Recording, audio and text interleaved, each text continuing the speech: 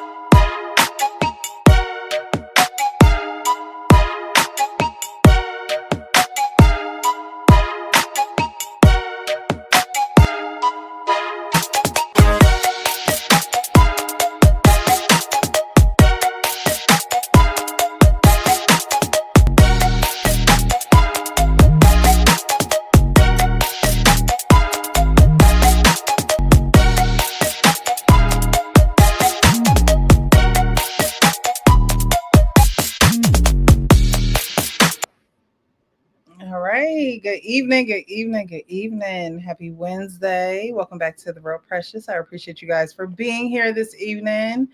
We skipped a week, but we back. We're back. We're back on track. And I appreciate y'all for being here. So before I get to those who are watching, which if you haven't hit the like button, hit the like button, please. Poor favor. Poor favor. Okay. Hit that like button, please, as you come in. Tell a friend to tell a friend. If you haven't subscribed, definitely subscribe to the channel and hit the notification button so you know when we are live. If you didn't get a notification last week, that's because we weren't live. But when you get that notification, you know we live. Okay, it's a communication type of thing. We got to communicate. All right, guys, how are you doing this Wednesday evening? Doing well. How about yourself? I'm doing well. I'm doing really good. Did you say this Wednesday? Yeah, it's Thursday. It's definitely Thursday. Oh man! They got you still in the middle of the week. Gee, happy Thursday! Happy Friday Eve. You know what I'm saying? Happy 3-day weekend to you. You know what I mean? I am off tomorrow. Dang. You ain't off Monday?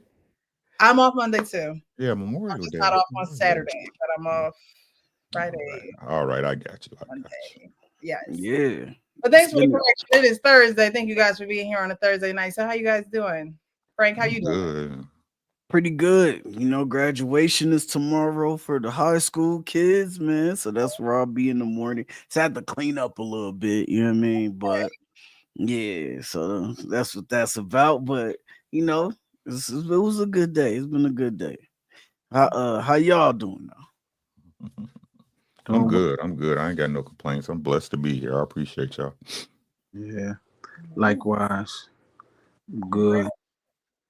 Well, thanks again for you guys being here. You guys know that we do drop the link towards the middle of the first clip. So if you want to join, definitely hit the link. I'll post it to the top of the chat. I'm sure we'll have others joining us, like Arpain, maybe Coach Ferg. I ain't checked my messages. You know, he like a personal message child. I don't know if he got the link. Let me check. But those who join will join, and those who will watch during the replay will watch during the replay. Just make sure you hit the like button. We have a few folks in the chat. We got J Dub saying, "Good evening, Sister Precious, the panel, the chat, and the mods. It's been a minute." Yes. It's been a week. But we're back. Ta-da! Tarika Smith says, "Evening, everyone. Please hit the like button as you come in. Hit that thumbs up. You just got to go out of the live chat, hit the thumbs up. That lets the algorithm know that we talking about Diddy tonight, okay? We're just gonna let the algorithm know that's what we talk about tonight, okay? Please show your support through the Cash App if you just so find it dear in your heart to buy me a coffee. I really appreciate it." Cassie says she was ready for free calls for the rest of her life. Was that a woman in survival mode or someone fully down with the lifestyle? Is this a case of coercion, complicity, or cashing out? We will talk about it. Drop your thoughts and hit the like, comment, and subscribe. Fish in the Fit, how you doing, sir? Good evening, everyone. Good evening to you as well. Almond Eyes 78. Hey, girl. Hey, y'all. Fish in the Fit. Good evening, everyone. Young World giving some love to Slick Rick. Let's see who else we got. Hey, World Class, how you doing? What's this? 1,000 watts radio. Hello, hello, hello. All right, y'all.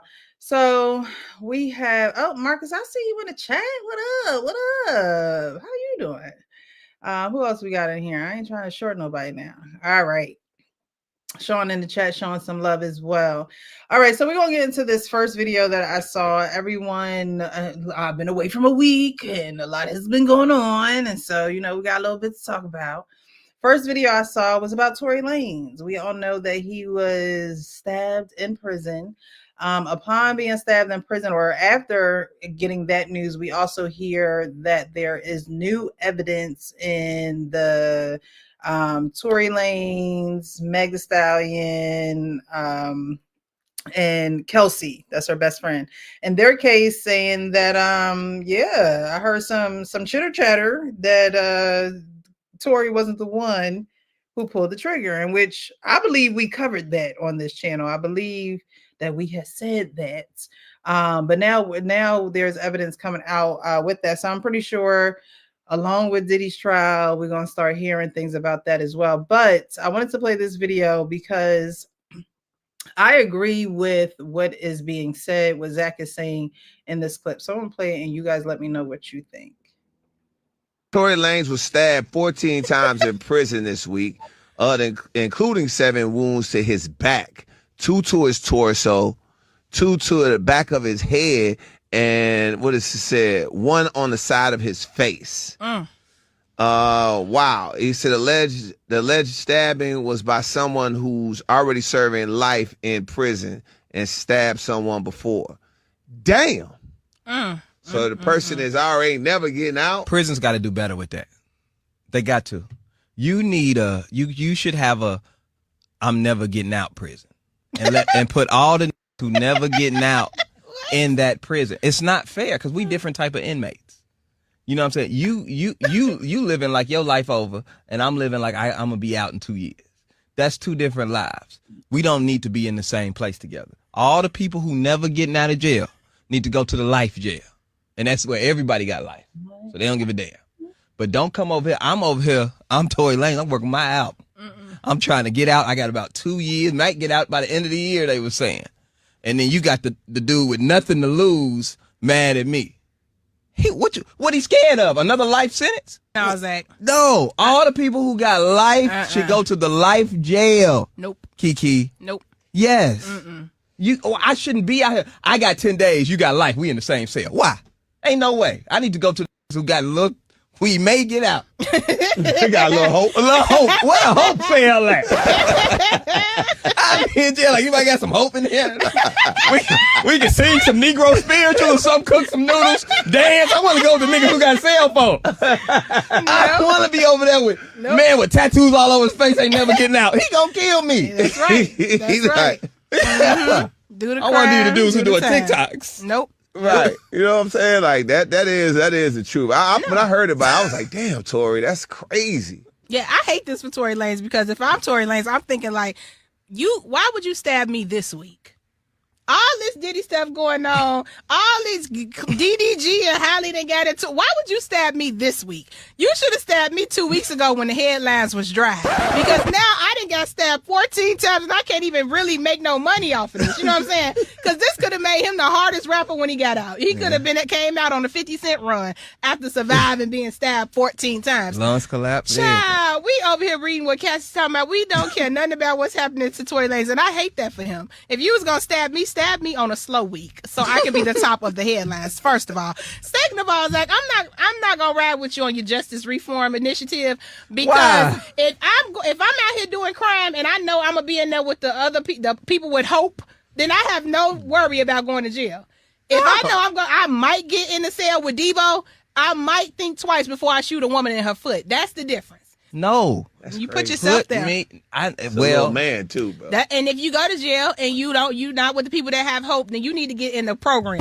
You need to go learn Spanish off of the AI program they got. They teach you how to build taking the programs out of jail. They teach you how to make hubcaps. You need to be trying to sign up for every program they got in jail so that you're not in there with the people with no hope. Let me tell you something. I have so many degrees in that month. Exactly. So I be doing nothing but push-ups and reading. and I'm going Muslim. Yeah, That's yes. the only way. So what do you guys think? Do you think that there should be separate holding cells for people who have life versus people who have a future of seeing outside again? That's an interesting proposal. I'm torn. I agree with the lady, and I agree with the guy. The lady saying that you wouldn't have any repercussions if you're just going in to something that can be pleasant. You can just do your time, and there's no risk involved that can encourage more bad behavior. But at the same time, having somebody in there who really don't care about anything but because they already got life, there's nothing else that can happen to them, no consequences. It's a little, unfair and intimidating as well. So I don't know where I stand on it. I guess if I'm getting locked up, I stand with my man. but, but being here outside, it's a different story. Nah, I mean, so one thing you said was about like not having consequences. Your consequences already there. Your repercussions is already there. You locked up. You locked down for 23 hours a day. You know what I mean? You're not seeing no outside like that. Now I know jail is a little bit different now that they can have cell phones in certain places and all of that, and they can do TikTok dances and all of that and all that type of shit. But Weekends. you know what I'm saying? But I've seen that sometimes like on Fridays they have like casual days, so they actually let them wear their clothes. I guess that's like giving them a way to where they can have like feel like some type of like a human being in there, whatever the case may be. But yeah, man, it is a little bit different because it's like what I'm saying. Of course, it is jail. You committed crimes to get there. And that is what it is. But definitely when you are locked away, you know, with people who are on life, they normally have them in a different part of the prison. Like from what I've seen or whatever the case may be, that could not be the case. But normally they are, what I'm saying, on another side, bro. Which so it is crazy that he would be if he was in there with like roommates or whatever, cellmates, whatever the case, and all of that, and or he was just in there like whatever it was, however that happened. A person who has life, they don't care about nothing. You know what I'm saying? And I do get what he said about like if I'm in there and say like I'm doing 2 years and I'm at a year and 8 months and I can or a year and 6 months and I can get off on good, I can get out on good behavior because I've been cool, and then somebody come and fight me or beat me up because they know or try to fight me because they know I'm about to get out, you know what I'm saying, or something like that. It's like that could happen at any given time. But when you got life, what's another life sentence? Like you got 2 lives. What's another life like, or what's another 5 years, or what's another 10 years because I stabbed you? Like there's nothing there. Like I'm just gonna do what I gotta do. You just gonna do what you gotta do, and you don't really care because you ain't getting out no way. So fuck it. Mm. So when you said what's another life, I watched a video about a man talking about men being in prison. And he talked about that. He talked about how sometimes they sentence people to like, double life sentence and things like that. And what he was referring to was the generational curse that it impedes on your family. So let's just say that person who has life has a child. Now that boy or girl grows up without having their father, and they're doing life pretty much without the other parent. And so it becomes a cycle, or it can become a cycle in your family when you in jail doing life, or they give you more time. It becomes something that hinders your family and takes away from the family unit. So I just wanted to comment on that. Yeah, But I'm sorry. my bad. Definitely though. I agree with that. I'm saying like, so it and I think that is multiple aspects of, you know what I'm saying, when people go to prison. Some people go to prison, they end up changing their lives, they end up wanting to be better, maybe finding religion. That's why they were talking about going Muslim or becoming a Muslim or whatever the case may be. So some people go there, they do their time and they get out. But there's other people who go up in there, or people who go to jail, come home for like 2 months, and then go right back to jail because that's where they feel comfortable, right? Like they're like, yo, like it's not comfortable with all this freedom out here. I've been locked up or I've been institutionalized for so long that I feel more comfortable in jail than I do outside with my freedom, right? And so, like, there are some people in there who are gonna be fighting. Like, I got life. I'm in here. I'm fighting. I'm trying to get back to my family. I'm trying to do what I gotta do. But then you have the other side of that, where there's dudes who go in there and they're like, yo, I got a life sentence already. So, you want me to stab somebody? Cool. Like, you know what I'm saying? Like, I'll just do it. But I fully agree with you. Like, yeah, it does create generational curses and things like that. So I agree with that for sure. Yeah. Uncle Rick. Don't go to jail, nigga. It's pretty standard operating procedure. You know what I'm saying? It's pretty simple. It's kind of at the beginning of the employee handbook. Don't go to jail, nigga. Like, y'all seen odds. It don't matter 2 years or 20 shit. I mean, Tory got stabbed up like the little white boy down in Texas. Shit, it's the same shit to me. It's the same shit to me. Don't go to jail, nigga. Like, you ain't got no choice in the matter. You better learn to fight. Yeah. You better learn to fight. Life is full of choices and decisions. Make one. Make the right one. Like, I don't care. I just took money out the register, so. Murderers go to jail the same way you gonna go to jail, the same way a person with DUIs can go to jail. Stop drinking and driving. Hey, what? Now, do y'all think because of his bodyguard, or his, I guess, bodyguard, or her bodyguard was in a car and gave that statement, do you think that there is a possibility that Meg and Kelsey will go to jail? Well, Kelsey got immunity, so it's hard. That's what people don't understand. He was tried by a jury, correct? I think so. Yeah. Was he tried by a jury or a judge? Jury. Right. It's gonna be real hard for him to get out, y'all. I'm just being honest with y'all. Right. They look at it, no matter what was excluded and included, 12 people still locked you up. You see what I'm saying? So those people, even with the evidence that was presented, they look at it like your peers locked you up. But this all this stuff was known already. It's just they wouldn't allow that man on the stand. Like, I was mad with Tory about the situation he put himself in, but we all knew that Kelsey shot that girl. I think everybody knew that. Right. Right. So again, don't go to jail, bro. Like, you trying to be hood, or for whatever reason you want to protect black women. This ain't one of them times. You better snitch. Hey, you better snitch, bro. Get the snitching. Hey, right? But Uncle Rick, they're talking about pardoning him instead of like that. They're talking about the oversight, over the congressional oversight committee. The governor, right? The governor, right? So they're talking about, that's still tough, though, right? The governor still that I think that's even tougher when you don't have a conglomerate of people working towards your behalf, right? It's political pressures, money, you know what I'm saying? Things like that. Y'all still don't remember Megan Thee Stallion who she is. She with Jay-Z. They got political and money power. You know what I'm saying? This shit not gonna be easy, bro. You know what shocked me about it though? It's a Republican congresswoman from Florida, not even the state of California.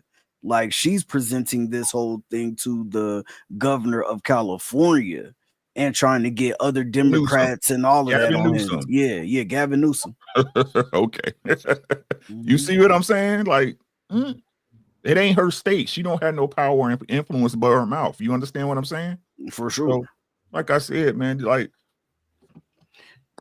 But I mean, I got a question for you because you might know more than me in this area. So, like with the Congressional Oversight Committee, do they have?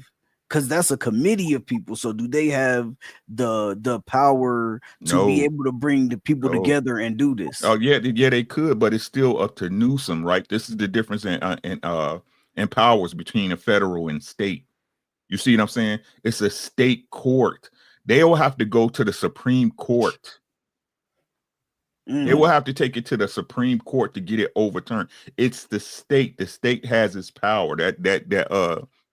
You can't run it. Why you think? Look at it when it's political, right? When states can just be like, I'm not doing what Trump is saying. I'm not doing what Bush is saying. You see what I'm saying?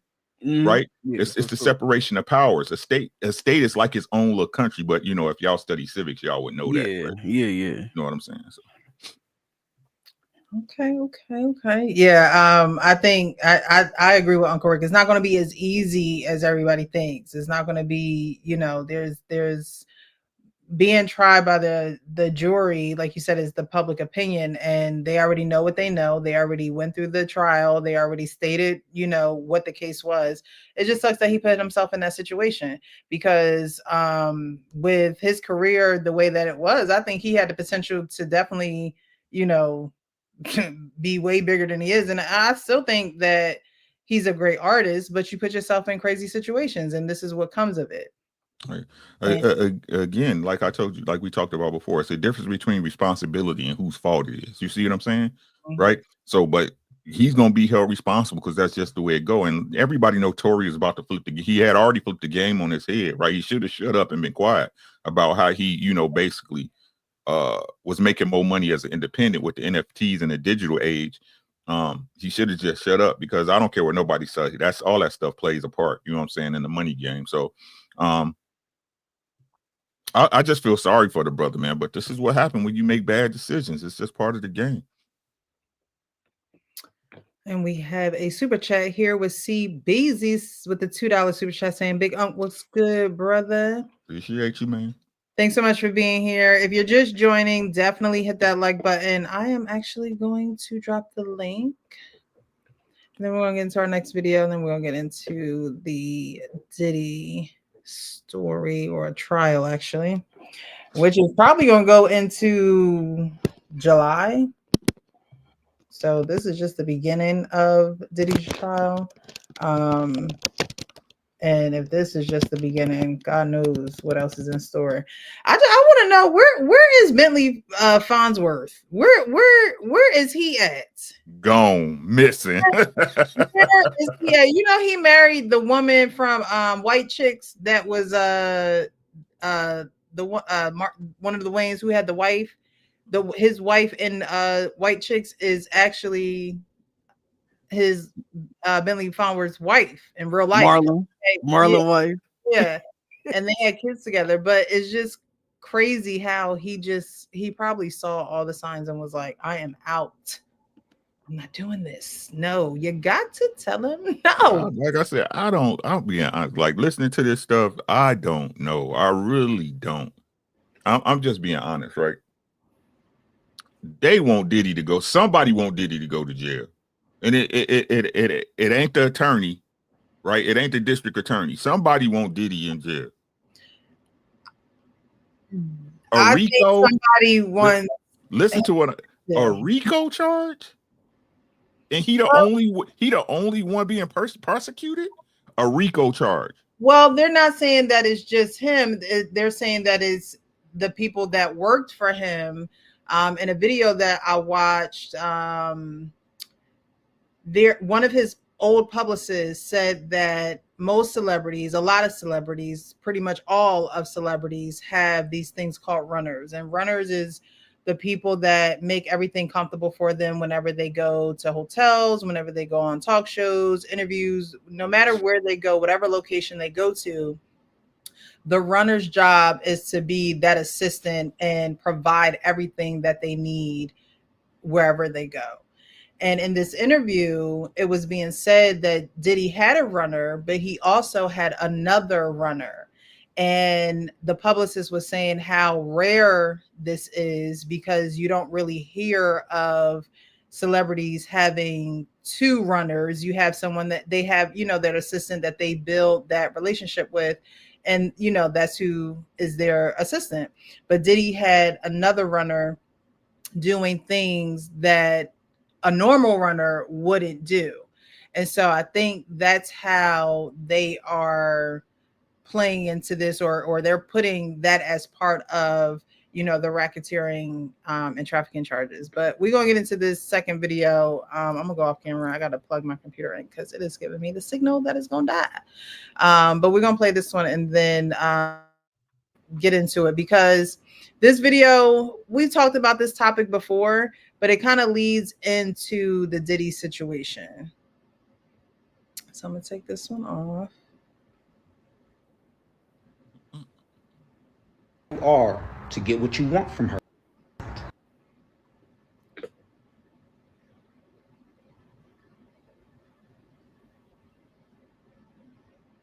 Can you guys hear me? I can hear you. I can't hear the videos. Pause. Yeah, just lying about who you are to get what you want from her infringes upon her consent. I don't like you. I want to hit it. I don't want a relationship. That's the reality. Women go, but tell me that. Where would that get us? No. My intention in this following video is not to demean, destroy, devalue, or attack anybody on this podcast. So I will not have that in my own comment section. However, I have to call out the toxicity when I see it. What we just heard dude say, using dishonesty to get what you want out of a woman, is representative of a mindset that a lot of young men have that I personally want to see eradicated from the face of the planet. That being said, telling a woman or anybody anything that you think they want to hear that's not the truth just so you can get something out of them is textbook manipulation. There's no ifs, ands, or buts. There's no cutting corners. It is what it is. I'll play the clip here, but one of the podcast hosts responds, and she says what she would want from her experience. Who doesn't want that arrangement is allowed and has the freedom to say no thank you. So you can go find the girl who does want the arrangement. 100%. So but I don't want the girl to want the arrangement. I want you. So that's what I'm saying. You don't really want me. Yes, you I do. want an encounter with me. I do. You want, and you don't. No, I want an encounter with you. Yes. I don't want you. I want the encounter. However you word it. Yes. You can't have everything you want. I can get the encounter if I lie. But what we just saw was a further justification and normalization of fraudulent behavior, and then saying that this is just how dudes are. That's not how dudes are, and this mindset is what needs to change. This final part of the podcast is what troubled me the most because it was very unaware. Okay, so what you're describing is not a woman not wanting the truth. It's you not wanting the truth. It is her. She doesn't want the truth really. Because here's my first problem, right? I'm not a licensed therapist, but I know a fear of rejection when I see one. It's not that she doesn't want to hear that you're only in it for one thing. It's that you are afraid of her telling you no after you tell her that. The second problem came later in the podcast when I realized that consent wasn't common sense.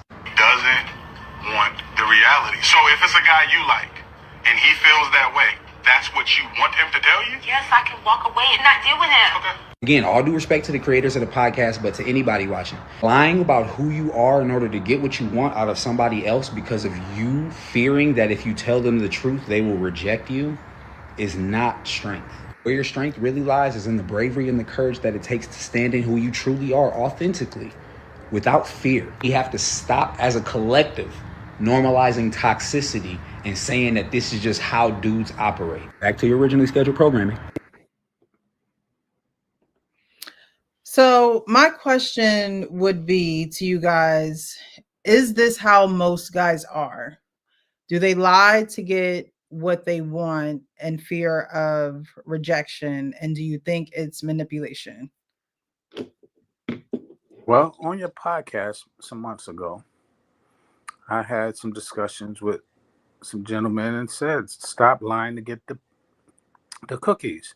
And they said, everybody lies to get the cookies. And I understand, but no, that's not something you need to do. But does it happen? Yes. Is it manipulative? Yes. Is the person who does it, should they be held accountable? Yes. Is it only men? No, not at all. And further to the point that the guy was making, it's true. A lot of women do want to be lied to. They've been conditioned, and society has allowed them to be lied to, and that's just a reality that we try and, Rick says it all the time. I'm gonna give it to you, Rick. You say it all the time. People just be lying. Look. For one, because I'm me, I don't listen to gay men. Foremost, right? I don't listen to gay men. Their mentality is not structured correctly, right? But I'll address the subject. What these people call lying, right, is me, instead of just coming out like the bro said, hey, you know what? I'm walking down the street long time ago. R-Pain, what's good, bro? Long time ago, right? Long time ago. I'm walking down the street and I see this thing, I see this good looking thing walking across the street, and I walk over, right? Ain't no way in hell I'm gonna just come out my mouth, first meet, cold turkey, damn shorty, you thick, let me fuck. You as a woman should know, me coming across the street, me running across the street, coming to holler at you and say, hey, Miss Lady, how you doing? What's your name? That my intention is to fuck eventually. Right? What these people call lying is you getting to a person, right? And they going through the rigmarole of getting to know somebody. He hit, then he dip off. You wasn't who you said you was. Okay. But is that a lie? No, he went through the rigmarole for you to give up your box. Right? And again, if everything's such a lie, if everything's such manipulation, why is it so easy to convince these women to come out they pussy? What's woman's responsibility in this thing? I could lie to you all day. It's up to you to believe it, facts. But if I look good enough, hey Frank, if I look good enough, right? If I got the Lexus, you see me step out that Lexus LS 430 across the street, right, with the body kit and the Brabus, right? And I'm looking clean and I'm smelling good. I step up out this thing smelling like Louis Vuitton Imagination. I'm clean. I walk up to you. You like the way my swag is, right? Then it's no problem, right? You already know, man. Women, y'all need to stop. Y'all are perpetual victims. No matter what y'all go through, it's somebody else's fault. I can lie to you all day. If you don't want to fuck me, you're not going to fuck me. But just say what it really is. You want to fuck me too. You see what I present, and you want parts of that.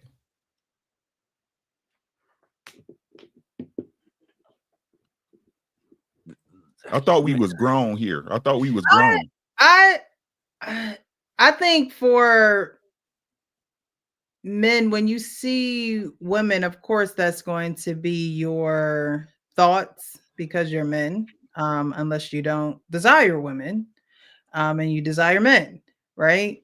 So that should be a natural thought. Like Uncle Rick said, I think that women do automatically think that ultimately that's your goal because we have a hole. Like what else would it be? However, there should be something else, and there should be something other than having sex, because we're supposed to be purposeful. I mean, and your purpose could just be having sex, but there are women whose purpose is to just give out the sex. But y'all don't go to the women that just give out the sex. You go to the women that you can have a half relationship with, or you, like the guy in the video said, there is some manipulation there.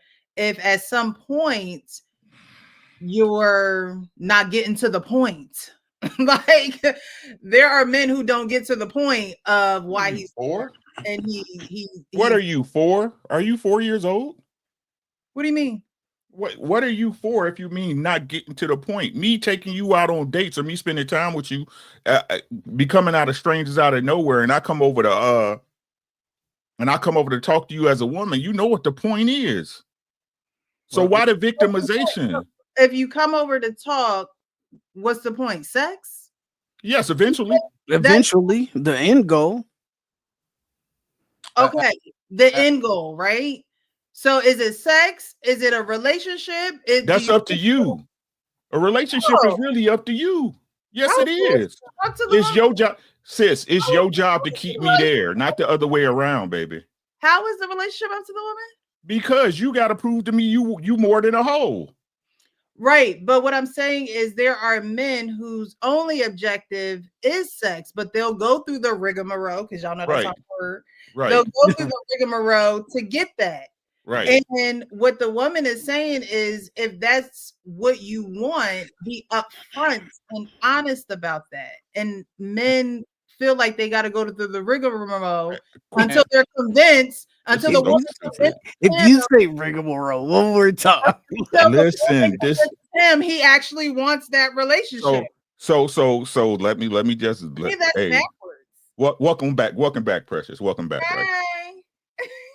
See, but this and Sean, this for you too, nigga, right? This what I'm talking about. So you lie to you about what I'm after, right?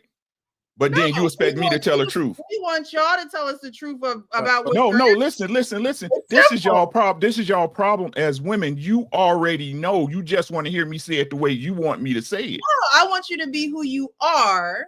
I am. I'm a cool dude. And being real with me and at the same time. If you want to be real with yourself, and be like, damn, she look good. I wanna have sex with her. And I walked up to you. I walked up to you. No, walking up to someone is a simple. Oh my God, this is so insane. But that don't mean so insane. You can walk up to a counter. That don't mean you're gonna buy something. It doesn't mean you're gonna buy something. You just walk up to the counter. So what's the walk for? What am I buying? What am I buying and what's the price? What am I buying and what's the price? What are you buying? Yeah, you said I can come to the counter and not buy something. I'm asking you if I'm coming up to meet you off cold turkey, right? On a cold approach, what's the price? What am I buying? Wait a minute, Rick. You're not buying anything. What are you saying? See this, Rick. This is my problem. Hey, Sean, popping the balloon on you. This is my problem. I don't like you either. You can pop every balloon. I don't like you. This is my problem. You're not attractive to me. This is my problem, yo. Yo, you don't have to be upfront, but yeah, you should have some intention. When you start lying to get it, you are manipulating. You are doing exactly what women do. You are doing exactly what women do when they are going after your money, and you complain about it all the time. Oh, they just want that's not money. what I hear what you're saying, Sean. I hear what you're saying, but you obviously wouldn't listen to me when I spoke earlier. What I said was, bro, is that what women call lies is that I court you, right? I date you, I take you out, I get your skins, and then it don't work out. That's what they call lies. I agree with you there. But okay, so let's move on. What I'm calling lies, and what women are talking about, is when you acting like you want a relationship, but you really don't. Right. And that's the point that I have. You ain't gotta say you want a relationship. You ain't gotta say none of that stuff up front. I got you. No doubt. But listen, this is what I'm telling y'all as grown folks. You supposed to be a lady, right? I can lie all day. I can lie like a Persian rug. I can lie. I can tell you I got this, I do this, and I got that, and I do that, right? If I have no proof of concept, why are you believing my lie? As a woman. And to his point, that's where my pushback come back to women. Because y'all sit there and fall for the lies. Y'all sit there and give the panties out. There's no manipulation. There's no manipulation. You know why we here. That's all I'm saying, Sean. Everybody, we're all here to do what we're all. There's no manipulation. The only way I can get a woman to do that is really she want to give me some pussy. I can't make her give me no pussy. Well, that woman, if she wants to have sex with you, can't say that you lied to her. I mean, if she wants to have sex with you, she can't turn around and be like, "Oh, well, you." Right. So even if I did, that's what I'm saying.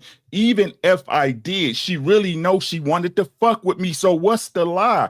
The truth is, I wanted to fuck you, and you wanted to give me some pussy. That's the truth. God damn it, we supposed to be grown folks. Now, when that's the case, I agree with you wholeheartedly. Right, when that's but the case. sometimes that ain't the truth. That's not the case. Truth is that you're saying you want a relationship and you don't. You don't got to say that to get the pussy. But this is the problem that I have with men. It's like I understand. Listen to what I'm saying. I understand. But again, we're on the topic of manipulation, correct? Right. If she wants a relationship. How can I manipulate? And I want to have sex with you, right? Or she want to have sex with you in a relationship. Then right. So listen to what I'm saying, right? There's no amount of convincing Ricky Williams of doing something he don't want to do. There's no amount of convincing, right? So again, if you're a lady of stature, if you're the woman, listen to what I'm saying. And I put this on women because the women are ones who be talking about, oh, sex is not important, right? Oh, such, woo, woo, bop, bop, woo, doo, bang, bang, right? They the ones who minimize the actions. They the ones who minimize the activity. So if it's not that serious, if you're the woman you say you are, why you giving in to bullshit? Why you falling for the okie doke, right? Why you keep going through the same situation after same situation of every dumb, uneducated or college educated working black man, ugly, fat, disgusting, all of them ain't shit. What? Black men, hey Frank, I keep telling y'all, we irresistible, boy. The brothers, I'm telling you, when we step up and we got that vibe, the ladies, y'all can't say no, baby. Y'all can't say no. Y'all can't do it when y'all see one you like. Y'all be like little feral cats outside, like.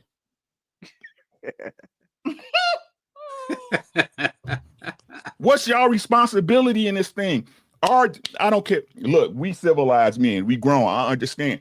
Letting your dick trip you up, get you in fucked up situations, right? We see this going on daily now, right? We understand that. But again, at some point, those women allowed them to perform these acts on them. No one put a gun to their head, right? No, hey, some of them got dragged. Shout out to Cassie. Right? But again, I asked the question to use it as a simile, right?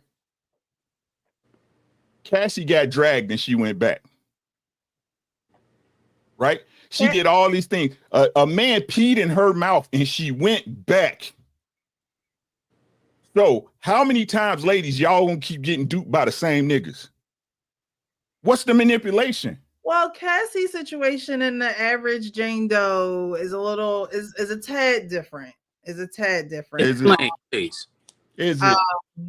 Because Cassie was controlled in a way where she had to do things or she would be punished. She would be, money would be cut off. Wait.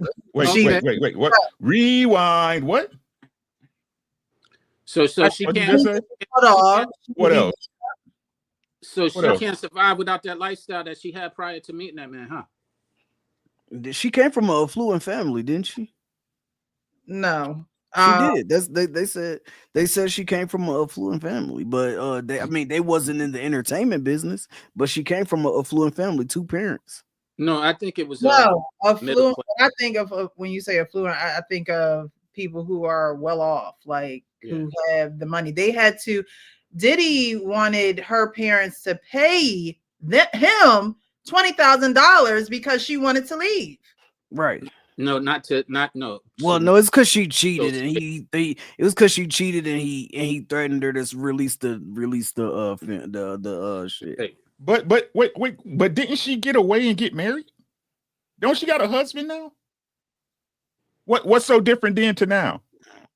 A husband that she just happened to get. I guess she couldn't get away till Diddy got tired of her, huh? We did the y'all crazy. Y'all talking about the listen. He gotta wait till someone he employed. Can I just got a question though. I got a question though. So the dude that got 5 baby mamas and he don't take care of none of his kids, and you go mess with him and decide to give him another kid, knowing that he don't take care of none of his kids, did he manipulate you? Did he tell you that what he took care of all of his kids, but you never saw him one time with his kids? Like, did he manipulate you when you went to his house and you went to his house and you didn't see one picture of none of his kids on the wall? You ain't see one picture of none of his kids on the dresser. You ain't see one picture of his kids in his wallet because the nigga don't carry a wallet. One picture of his kids in his car. But you decided to give him another kid. You decided to actually sleep with him. No, though, Frank. Like, obviously, the answer to that question would be no. Oh, no, okay. No, she wasn't manipulated. Okay, I was just asking because, but hold on. Let me make my point. Let me make my point, Sean, because I know you and I know how you are. You lucky I can't share little videos in here because I would share one right now because I know you're a captain. Dun, dun, dun, dun. Nah, but I'm just saying though, right? You like we're sitting here saying that something that is known from both parties from the jump is manipulation. Just like if like Uncle Rick said, I pull up to the club, you know what I'm saying? I'm on the front row. Everybody see my car when I walk out. I just sit there on it. Now I got a group of girls around me. Every girl that passed by me, ooh, yo, can I take a picture with you? She think about manipulating you. But guess what? I know this from the jump. I know that at the end of the day, like she's gonna want to go out. She see my car. She know she like, okay, well shit, we probably can go to a steakhouse. We probably can go get a good dinner. We probably can go. He probably got a nice house. Like I know these things from the jump. So right? Are you doing those things though? This is the thing. The fact that I know it and the fact that she knows my end goal too. How the fuck is that manipulation? I know her end goal and she knows my end goal. It would be one thing, right? If you're trying to say like, I just came in and I said, and I finessed you out of a relationship. Then now you can say, okay, yeah, I got you. Yeah, or you finessed me on my money because you wanted to marry me for a day. And as soon as we got married, now you won't have my shit. Right? But at the end of the day, like when we come into this, we know that a woman wants protection and provision, right? If I don't even make enough money, that woman's not even gonna talk to me in most cases.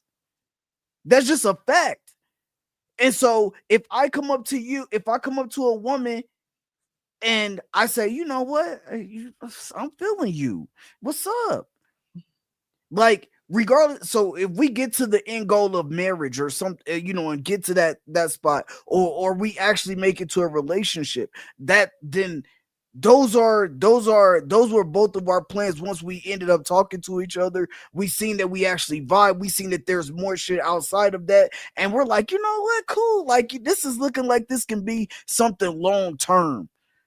But from the jump, when I approach you, I don't even know you. It's off of looks. I seen something that I liked. You got a fat ass. You got some nice breasts. You got some nice eyes. Like you smell good when you walk past me. Like it's something right there that made me want to talk to you. And it's not your mind at that moment. We all know this.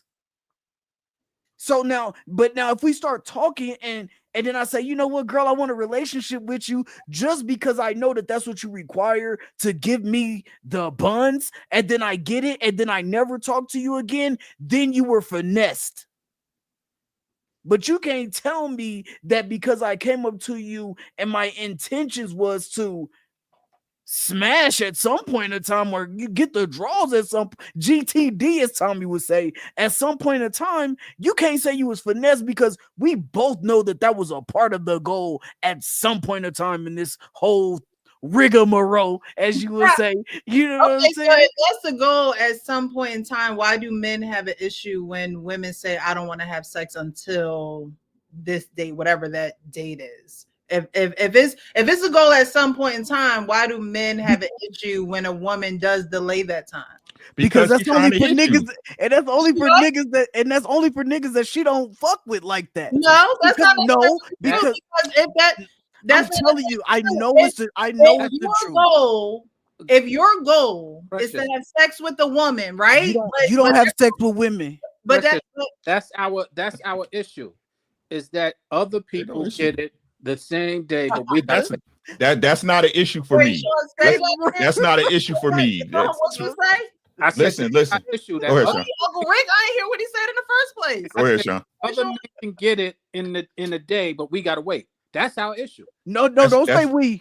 That's right. That's a trope that I don't believe in. I totally. Hey, I'm not the last dude. You see what I'm saying? I'm not the last dude. Just like you're not the last chick. You're not the last chick. So why give it to you? If you're not gonna be the last one, exactly. So you give it to me. I'm gonna take it if you give it, but I ain't gonna wrench it out of you. I ain't gonna throw you up against it. I ain't gonna pull you in the basement and steal it. That's y'all problem. That's y'all fault. And to be honest, I just want to say this. To be honest, that's how y'all get finessed. That's how y'all. Okay. Listen, I'm just because they want to pick and choose, Frank. Because they want to pick and choose. Wait. I'm just being honest. That's how y'all get finessed. Yes, because when you tell a man that if she let you hit it on the first night and then you go ghost, is she not being finessed? No. If that was both of y'all, listen. No, what I'm saying is, if you make a dude. If you tell a dude from the jump, hey, I believe in the 90-day rule, you know what that nigga gonna do more times than not? He gonna wait. He gonna give you those 90 days. He gonna smash you and cap you out of there. Like, that just is what it is. Right. That's how you get finesse. It's the same have you ever seen how hard a nigga try when you tell him that you want to wait until marriage? I just seen a woman on Lil Peep show last night just talk about some, oh yeah, I'm abstaining from sex, but I still want to be able to kiss on you and hug on. Like, what? Listen, I felt like Cam Newton in the chat. What's going on with this thing? I felt like Cam Newton in the chat. We're not kids. I'm not about this. We're not 13. We're not 14. We're not 12. I'm not about to sit around here and kiss on you all day.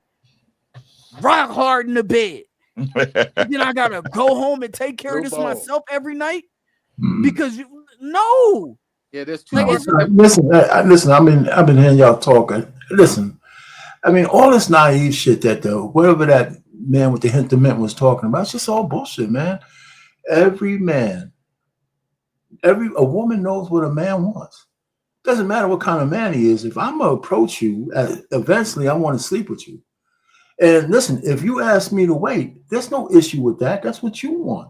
You want me to wait for you, but I'm not going to turn my life off because you want me to wait for you. And here's the thing: I was on the podcast, but this issue came up with another woman creator, and I said every man wants sex from a woman because all the women came up and said all they want from me is to have sex with me. Yes. And stop acting like y'all don't know that. That's the problem I have. Y'all know what we want. Right. Now, how we get it is a fraction of what we want from you and what you present to us. If you present to me as a lady who is looking for a relationship, that's part of our discussion. And if part of that relationship means that we can't have sex, you got to show something to me in other ways to make me want to stay there. Because if I'm calling you and you're missing for a weekend, all I'm thinking is while I'm spending my resources courting you, some maintenance man is coming out busting your ass 2 days from Sunday for nothing. Because you want to get that little tingle, and that's what a lot of women do to men. That's one thing. The second thing is this 90-day rule is stupid. You know, men marry women that they slept with the very first day. There's men who marry women that they had sex with the very first day. And there's men who ghost women who waited for 90 days. It's a man's post-nut clarity that a woman has to understand that that's one hurdle you got to cross, whether you wait 1 day or 90 days. You know, and just if you need one song, is Will You Still Love Me Tomorrow is one song that tells you all about it. So every woman has to cross that hurdle. Listen, even if it's 1 day or 2 days or 10 days, but if you make me wait for 90 days, but somewhere around the 40th day, now I think it's a challenge. I'm gonna wait 90 days just to get it so I can leave your ass. It's up I to know you. you like it because I'm knowing you're using it, especially It's up if to you're you as a lady. Yeah, I mean, come on. That's what I don't get. I don't get how we take the blame when it's y'all that allow us access to y'all. Again, the reason why you gave it up to the man because he convinced you in some form or fashion that he's the man. You got convinced. If you're not convinced, don't sleep with him. If you're not convinced, don't give him no draws. Don't give him no buns. The very first time if I took all my energy, face rejection to come talk to you, you know what I want. You know what I want. And it's up to you to show me whether it's worth. You said I said, listen, every time I approach a woman, if we're in a business setting, that's one thing. But if I walk across a room to come sit down and say hi to you, to try to court you, get to know you, get your number, you damn sure at some point, I'm thinking, you know, maybe I'm in there, right? So if I like you and you like me back, that doesn't mean that the relationship is just sex. Isn't it you who have to show me that what you have is worth more than a one-night stand? Pain. It's hard for me to listen to you say that, and let me tell you why. Because you say every man wants sex, which I can understand. Every man wants sex from a woman. All people want sex. I get it. But you are a man who literally, and I respect this, said, I want a wife. Yes. Right. No. Let me stop you right there. When I saw my wife, the very first time, when I went up to her and said that crazy shit that I said to her, I wanted to bang her out too. Right? It just happened to turn into something more. And I was willing, she showed me that it was more, and it was more. I mean, it wasn't I wouldn't have said the things to her if I didn't want to some way, some shape, form, or fashion at some point be with her intimately. I mean, I get that. My point is that intimacy is something that everybody wants, women and men. Right. That's clear. Okay. So the point is, when you have an intention, like you said, I want a wife, then you can discuss that route. Yeah. Okay. But you listen. But there's layers to it.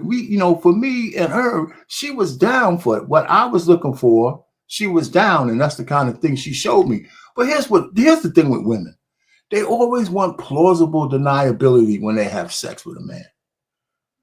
They always want plausible deniability, like I'm so innocent, and and every time I give it to you, I'm giving you, because it's not an equal exchange for women. It never will. Every time, and when we have sex with y'all, I mean, there's always you'll have some kind of value, and you should, that y'all put on the sexual activity. I can dig it, but y'all just have to admit sometimes y'all want to just bang a guy out, and even the worst prostitute doesn't give it to everybody. There's men that they do they turn right down. A whole note that say, hey, you better say no to some tricks. Yeah. So all I'm trying to say is that guy who was talking that bullshit in that video, he was pandering. Facts, man. I don't understand how people don't. I don't understand how people don't differentiate between the two. Let me just say one more since I wasn't talking. You know what? Everybody who wants something from somebody else has a little manipulation string. If I want you to vote for me, you don't have to have sex. I'm gonna tell you some of the shit I think you want to hear. Right. I'm serious. And just think about everything in life. Every business tells people something they want to hear. You know, so it's no different. A woman manipulates men manipulate. All that shit is not a lie. We all want something from each other. Yeah. Women want something from men. Men want something from women. And it's not a lie unless it really is a lie. Now, if we had a conversation, right, it's a lie when you say, hey, I'm looking to get married. And I said, you know what, baby, I want to get married too. Right. I'm gonna get married too. And you know, it looks like it's working out well between us. And then all of a sudden my phone number is different. And you can't get me after I get the drawers. I told you I moved to Africa. Well, that's a lie. I mean, that's a lie. Yeah, but the point is, he's saying in the video. No, he was saying no. He's not just. The guy is not just saying that. He's used the word manipulation and lying. He's trying to. He said both. He said both. He said both. Yeah, he said both. Okay, but you got to think about how he's using it. He put them on the same level. Well, right. Well, they kind of are. Let me Frank, earlier when you said a man who went on he had 5 children, ain't taking care of them, and you saw that this is the manipulation. That case was manipulation. Is he pulling out pictures of his kids? He's saying, "Oh, I love my kids," but he ain't taking care of them. That's manipulation. Now that right there, what you just said equates to that. What you said right there equates to what our pain was saying. What I was saying earlier. But then the same woman will get on like social media, knowing that this man had no pictures of his kids, knowing that she never seen. Oh, he never said, you know what, I can't chill with you tonight because I'm chilling with my kids. I'm going to go pick up my kids today. I'm going to go get my kids from school. And you know what she will do? She'll get on social media and say, I thought I was different. Why wasn't I different? Like why come this N-word not taking care of his kids? And then she make everybody think that she was manipulated into that situation. Right. At that point, she's being manipulative. I agree. No, in that situation, she just being dumb and naive. Exactly. Playing dumb.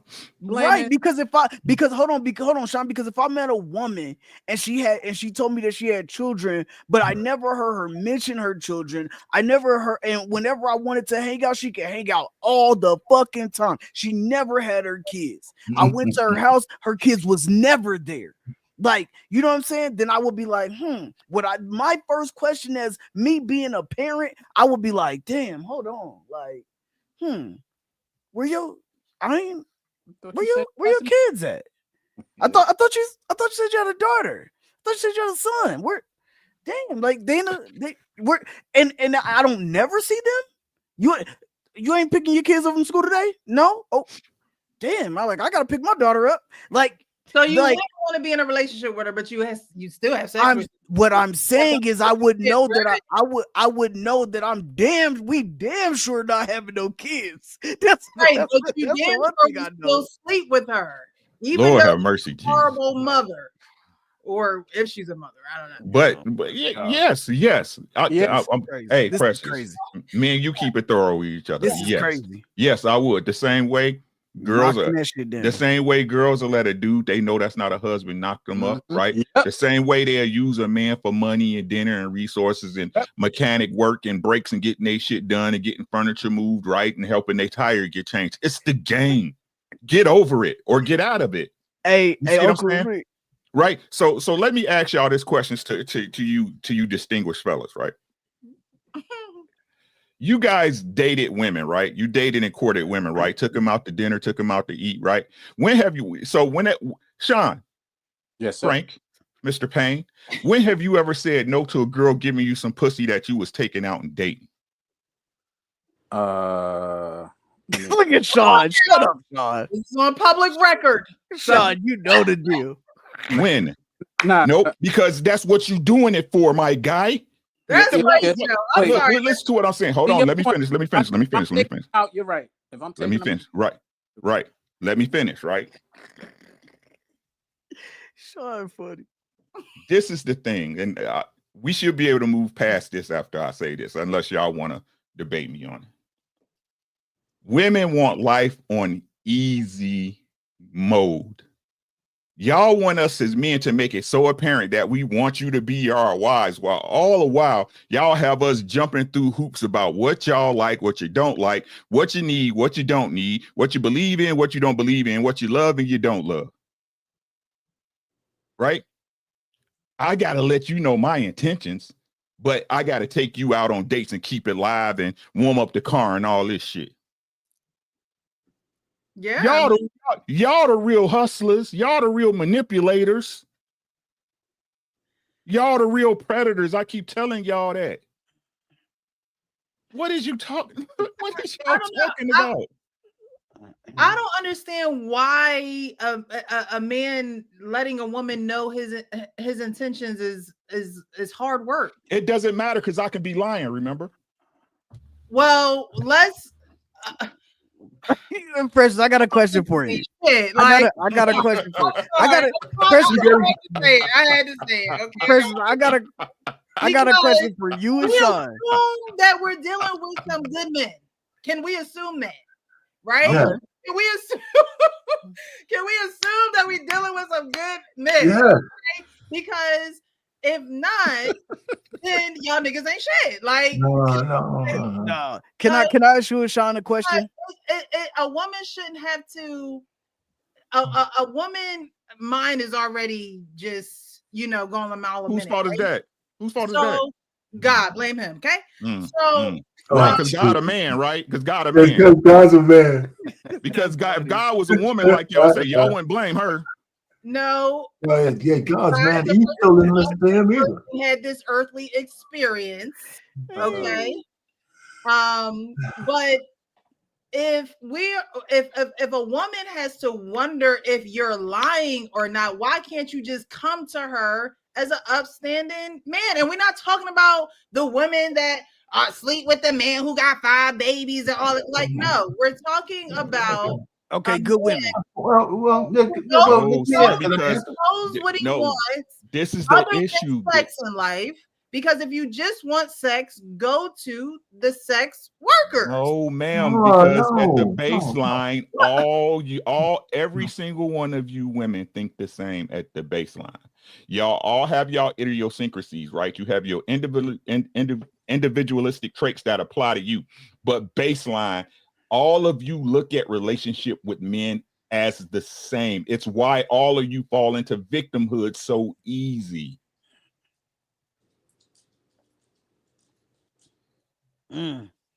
It's simply what it is. So this is what's crazy. Let me pose a question to y'all, right? This is what women say, right? Well, if I told him I wouldn't have sex with him until marriage, he wouldn't do. Have you tried it? When have you tried it? Or better yet, when did you stand by it when you said it?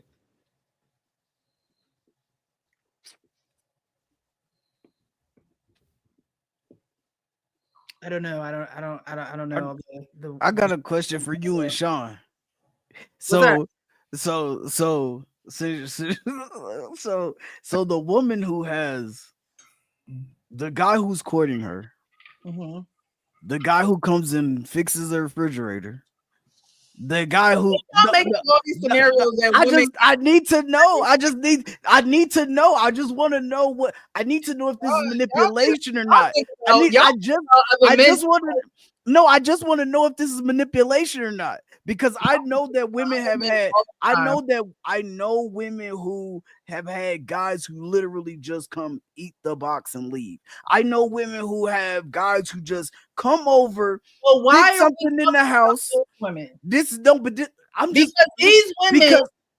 women prove your points. These women that you're talking about prove your points. I got one for you. All I want to know is if it's manipulation. Because this guy, the guy who comes over and fixes your car, the guy who come over and fixes the fridge, the guy who come over and does this and does that, the guy you have in your phone for food, like he thinks that he has a chance with you. He thinks that he has a realistic. One day she gonna let me.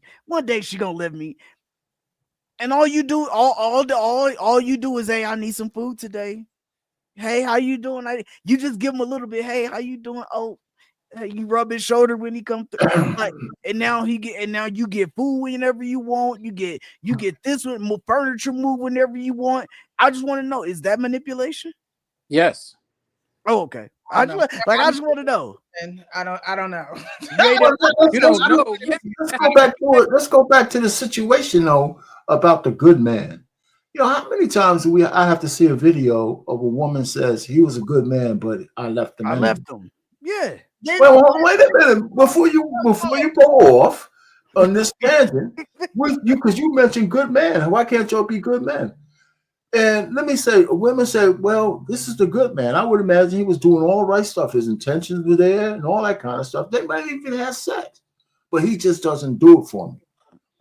But he's a good man, right? So I'm trying to say, is he being manipulated? And so, or is he manipulating her? And you know what? People, women and men, they break up. Even good men break up with women. Mm-hmm. And when you hear those women talk, you know, you think he was other than you might think he wasn't a good guy. He was a narcissist. Well, in these matters of love, we shouldn't be pointing the finger because it's all fair game on that battlefield.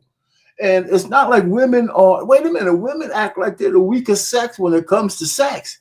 You guys own the commodity. It's on your body, right? So you can't, but this whole notion that your manipulation, when y'all mention Cassie, the thing that makes me mad is that she was manipulated because Diddy had something she wanted. She made a Faustian deal with Diddy so she could be famous. And in that deal, she was willing to go to some serious lengths. Now, what I'll give her is that even that, you ever saw those movies where a person makes a deal with the devil and they sign their name, the shit goes in flames, and then they think they're getting what they want, and then it always turns bad because there's always something really bad at the end of that deal? That's what happened to Cassie. She wanted to be famous, so she was willing to do anything until the reality, because Diddy, who is the devil, said when she actually saw the reality of what the deal she made, it even got too much for her. I'll give her that. But she wanted to be famous, and all the dudes would get plucked in the butt. They wanted to be famous. People make deals because they wanted something, and Diddy was the devil on earth because he knew if you want it from me, sign your name in blood on the dotted line, and now you're mine. And that's what he did, right? And so I was following some of the trial. I still don't see where the crime is. I still haven't heard about the crime because all the salacious stuff with Cassie, until the beating, I didn't see the crime. She was his Bonnie. He was Clyde, and she was Bonnie. You know, so I'm just saying, you know, men and women have this deal that they make with each other, and the women always act like they're getting the short end of the stick. And it's really not true. It's just not true. It's just this bullshit people tell you to get money out of you, like like Derek Jackson, whatever that guy's name is.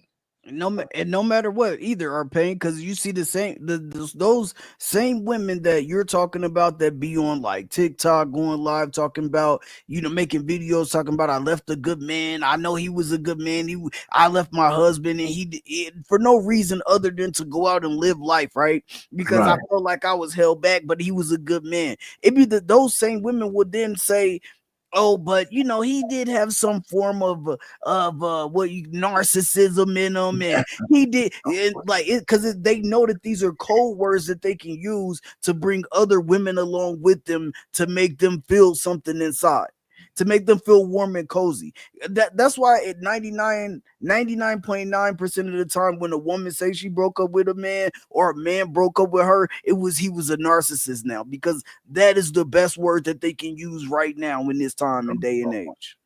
Well, the unfortunate reality is something that Rick said earlier.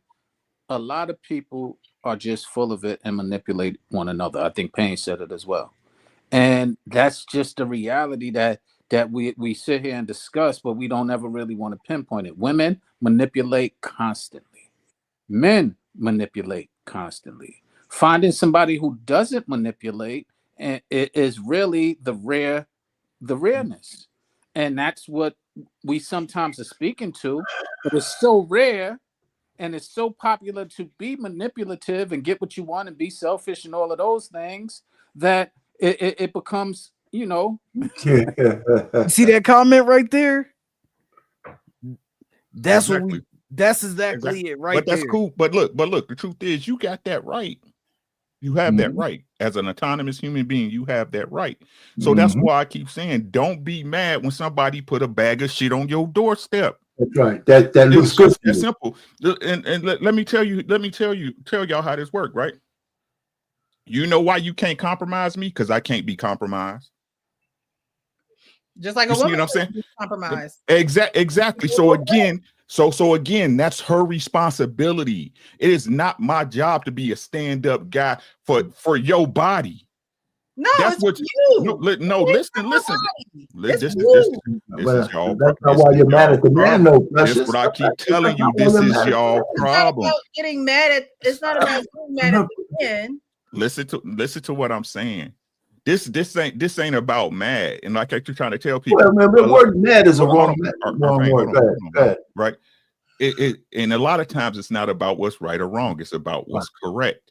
You got to move correctly. Right. So again, listen to what I'm saying. Like I said, y'all want life on easy mode. You want me to, did we talk about this a couple of weeks ago, Sean? Right? Hold on. You want me to make the right decisions for you, even though you not dedicated to me the way you supposed to be, right? You ain't gonna be, you not my wife. You not my fucking wife, nor is you showing me any traits that you supposed to be. Because as a woman, you can't even stand on what the fuck you said. So I was supposed to step away, the same way y'all supposed to step away from a guy, right, who paying $300 for dinners, right, and y'all don't really fuck with him like that, right? Or the way y'all tell a dude, you know what, well, y'all stick him in the friend zone, right, and what y'all think is telling the truth is that we'll never be nothing, even though you know that guy like you, but you will still pick up the phone and call and have him come over here and help you put up the dresser in the bed and shit, and help you move and shit. Why should I be a good dude for a bunch of fucked up women? That's what y'all ain't understanding. No. Why should I be a good man when y'all fucked up? We all in the game. It's not about being a good man for a woman. It's about being a good man to be a good man. Like that's not how it works. This is the problem with society as a whole. Right now, you're measuring whether he's a good man in relation to what you want. That's not how it works. This is a lie. This is a lie. This is a lie. It's a lie. No matter what a woman thinks, no matter what a woman wants, being a good man is not predicated on a woman. You're not hearing me. You're not hearing me. You're not hearing me. You're not hearing me. What is the desired outcome though? We're talking about a good man in relationships, right? You get what you want. And no, that's not. But no, you see, you just read the comments. You just posted it. I can be a good man and meet this woman right here, and guess what? After she turned me down, this woman right here, we don't operate like y'all, right? And that's y'all problem. We don't. My bad. No, you good. I'm just saying, like, she turns me down, right? I'm a good man. Now, this woman right here I'm not saying you in this situation, but since you use that comment, now she don't find no other good man in the world now. What? Now. Wait. Now. The problem is no. Another good man. What? I'm just saying. I'm saying if she don't, she just passed on a good man for what? This is look, she's gonna have to live with that, but don't you have an attitude about it? No, being a good man. Precious. I didn't say I had an attitude. Precious. No, I'm not saying but she gonna be the same person. She gonna be the same person online. She gonna be the same person online saying that ain't no good man out here. You don't find another good man.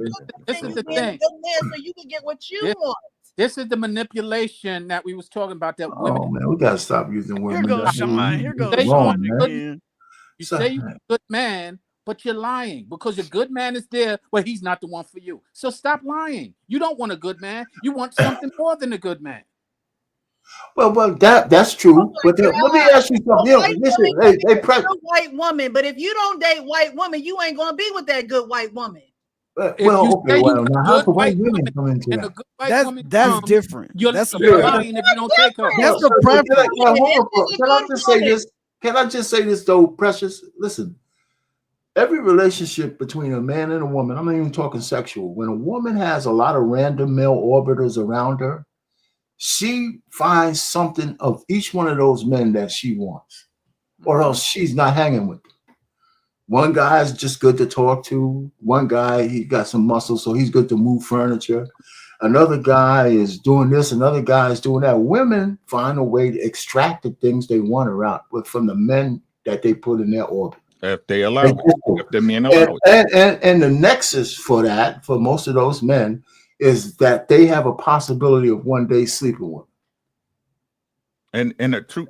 Let me just go ahead and finish this. And so that's the core of what we talk about, guys who simp or random. I call them random male orbiters because a lot of ladies like to have that. And if I ask her, well, why do you hang out with that guy? Woman can give me an answer for that. Why you hang out with that? That's why when women are in a relationship with a man, I mean a real relationship, he doesn't like to see her random male orbiters around her, because he knows what the guys want.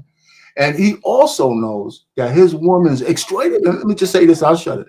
He also knows his woman is extracting something from each one of those men, or else they would not be around her. Right? So women manipulate men all the time. Well, maybe that's because maybe that's why I ain't got no man. And they hide it up. Maybe y'all want something from me. Yeah, right. I mean, yeah, they do. Hey, Press, I think if you don't, I don't believe that you have no man, but if you don't have no man, that's your choice. They do want something from you. Go ahead, Sean, my bad, bro. And every man wants something. You're absolutely right. This is the point that I'm making. Women. Look at God. No, he probably got a call. But when you come back, but what I'm saying to address what you were saying earlier, Precious. That's the difference between us and y'all, right? I don't do shit just because it make me feel good, right? The only thing I do because it make me feel good is I want to hit them skins. You understand what I'm saying? But if I'm putting in effort to a woman, I'm doing it for a reason. I'm doing it for a reason. You understand what I'm saying? I agree. And I'm not talking about associations. I can associate. That's different. I'm talking about if I'm here putting effort into you. You understand what I'm saying? So again, we're all here to do what we're all here to do. I keep trying to tell y'all that it's simply the game. Y'all want to change the game. The game will never change. It never will change. It's just the way it works. Accept it. Get your non-negotiables, rock with those, and stand on them for everybody, for everyone. It's some things that there's some things that no man nor woman can get me to do. You understand what I'm saying? You can't get me to do it because I'm not going to compromise myself for you or anybody else. Our women, y'all want to be held up here when really y'all hold yourselves here. I'm not going to play myself. You're playing yourself, not you. You know, I'm talking about society. I agree with what Rick said, and I point it out to women all the time.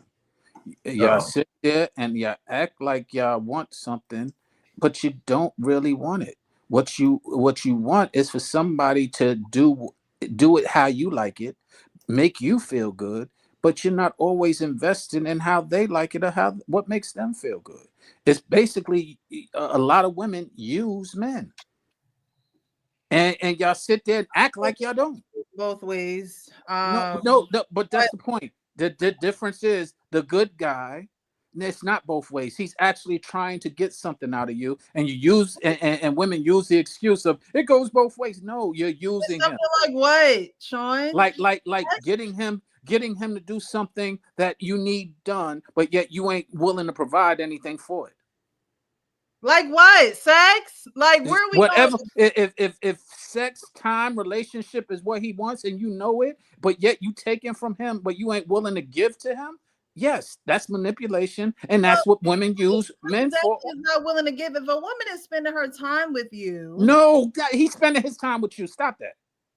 That goes both ways. We spending time together. Okay, so other than time, you're talking about sex. I'm talking about you ain't giving me nothing with time. Let's get that clear. Your time is not worth more than mine, so you ain't giving me nothing. Stop that.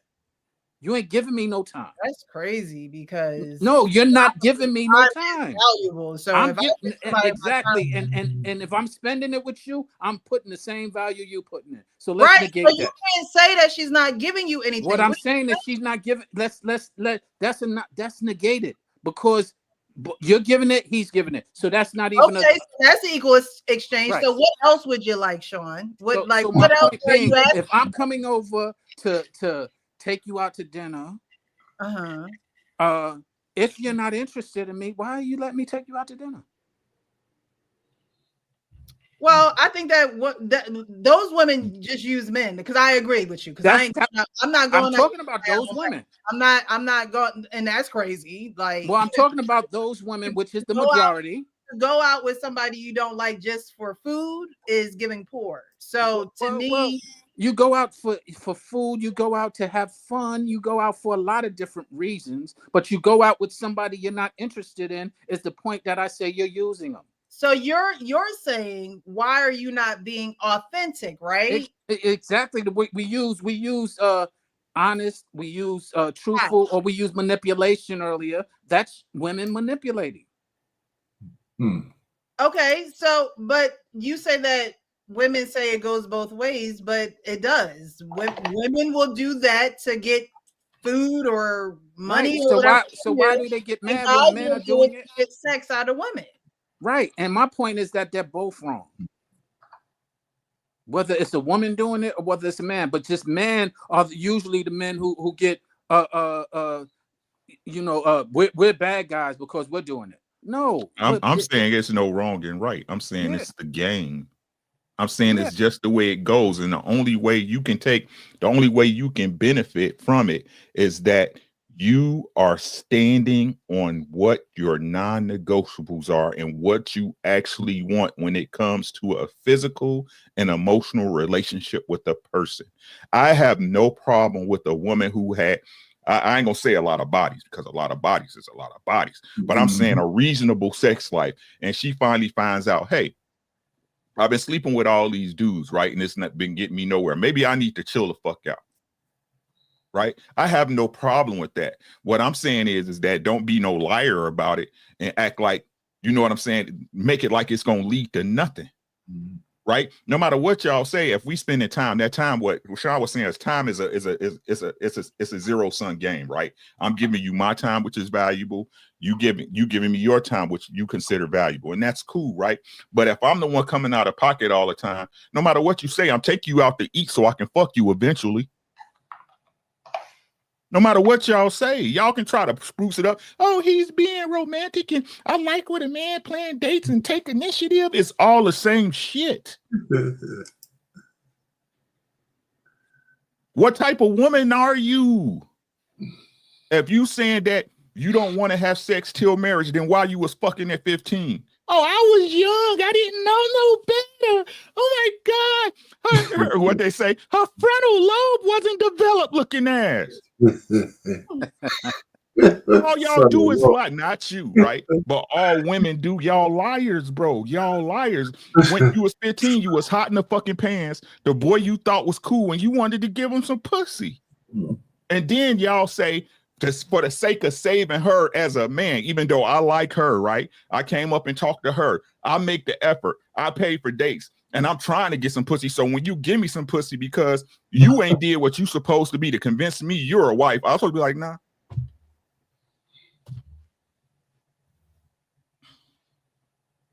I think that's equivalent to a woman coming across a good man that's not for her. Like that woman wasn't for you, right? She didn't prove her. She didn't prove. That's not equivalent. No, that woman did not live up to her parties of being a wife. That's what he said. It's your job to convince me to stay. She didn't say. That It's wasn't not. a good woman. A good woman is a wife. A good man is a husband. I'm not. Listen. I'm not even saying she's a good or bad woman. I'm saying she's not a wife, right? This what y'all, again, y'all want us to do your work for you. You want me to convince myself in my head like y'all do and play fantasies and run bullshit through my own head. You know what? I really like her, bro. I think hey Frank, I really like this girl, man. I think she could be the one, bro. You know what I'm saying? Hey, bro, what's up? What she do for you? Nothing, man. But she's really pretty, man. I done took her out to dinner 4 times, man. I think she's the one. No, it's your job to convince me to stay. It's your job. And we said this before, my shit is circular because it's true. I'm so sick of y'all. I love y'all, but I'm sick of y'all, right? My shit is circular because it's true, right? Every man that was married met his wife when he was running through some hoes. Not our pain.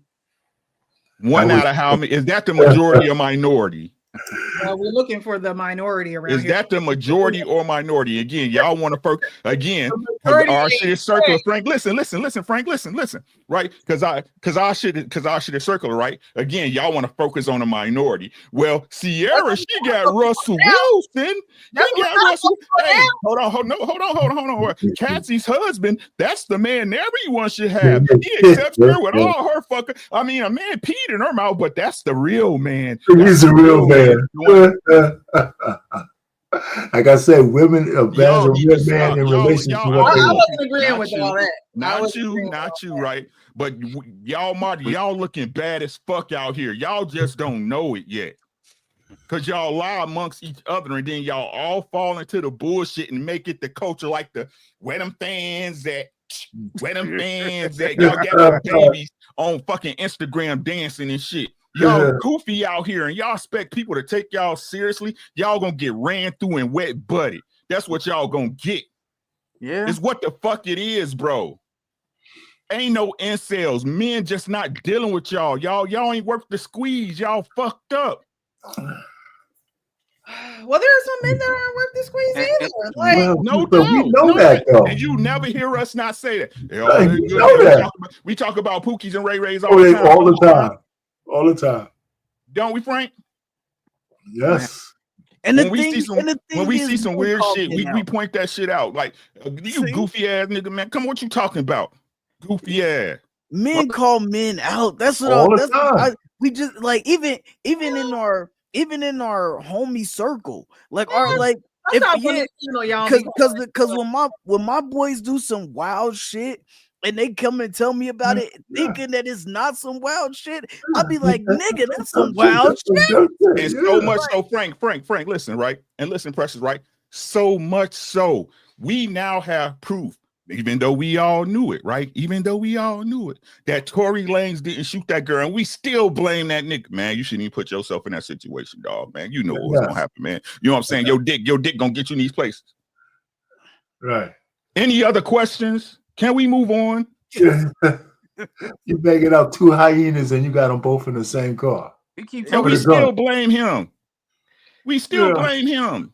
And they talk about men now that y'all need to stop this, bro. Y'all are looking bad, bro. Black men have always, not always, but black men are we really hold each other accountable a lot. Just a lot. I mean, and it just goes on, and we act like we don't, but we do. We do. I mean, so it's listen, we waiting for you women to catch up to us. Who you acting in front of? Because if you act like you don't, but you do. I don't act like I do. My boys, they say some dumb shit. I'm calling them out on it. They say it in front of anybody too. Like, you know, now like we had a group function. I'm saying if we had a group function or something like that, and it's like, of course, but I'm gonna pull them to. I'm like, bro, you know that was some dumb ass shit. I got a better one, Frank. I got one for you. Like when a guy gets fat, like I'm overweight. Your buddy said, man, you're a fat bastard, man. Go do something about it. But women say, well, you look pretty, man. You look good in that shirt. You look good in that 5'6". Keep squeezing in that shirt. Yes, I had some workmen over here the other day. When women hold other women accountable, it's the minority of women that will hold a woman accountable. For example, you have a woman who's overweight, right? Majority of the women will tell her she looks okay. Then she got that one sister or that one aunt or that one, grandma in the family, like, girl, you need to lose some weight. You're getting big. I don't know if you noticed this or not, but you need to do something. Go to the gym. And who is she listening to? And who she's listening to is the majority. Of course. It doesn't mean that women aren't holding other women accountable. It means they're listening. They're still floating downstream with the dead fish. Yeah, and yeah. so the minority's voice is not as loud as the majority's voice. It's a whisper. But y'all taught me a word the other week. I think it was R. Payne who taught it to me. What's that? Exception. Those are the exceptions. We're not talking about the exceptions. We're talking about the majority. The majority is point blank, period. The majority is KKs and Keishas. It's not like how we got Pookies and Ray Rays. Well, y'all got Shay Shays and KKs, because that's the regular. The majority is that mentality, point blank, period, rolling their eyes, looking away, all of that nonsense. That's the statue in Times Square. That's what they're telling the majority, is the statue in Times Square. The big burly woman with her hips and cricking her neck back. About how powerful of a statement that is, how good that looks. Now, if you saw a fat man in that same scenario and he wasn't a sumo wrestler, you would be sitting there clowning it. I should go down there and tell the guy, make a sculpture of me and shit. Put me in Times Square. We about to replace Sean with his brother, man. So I mean, I'm just talking shit. I missed the first video or whatever. So we ain't going back. So let's. No. I'm not asking you to go back.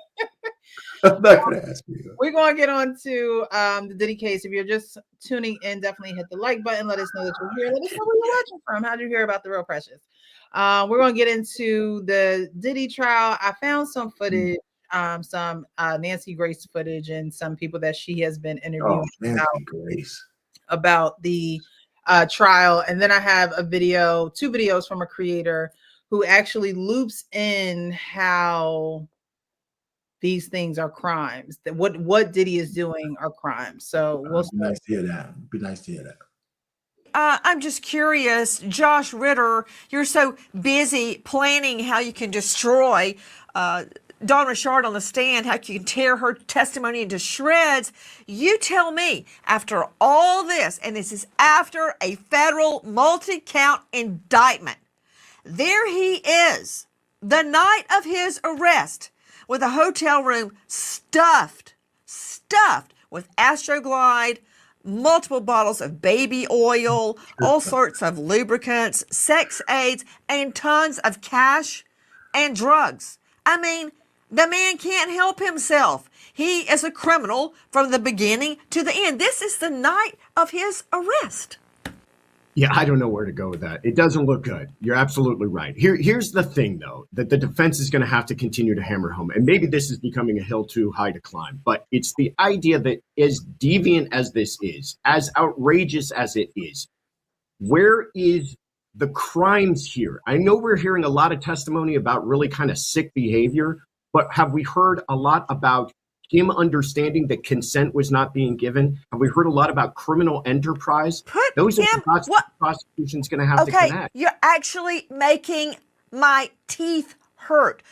Does he understand lack of consent? According to the state, the women were drugged out of their gourds. Didn't you hear about that Louis Vuitton bag stuffed full of ecstasy, coke, pot, Plan B birth control? I don't mean just one Plan B birth control pill. I mean a whole Louis Vuitton bag.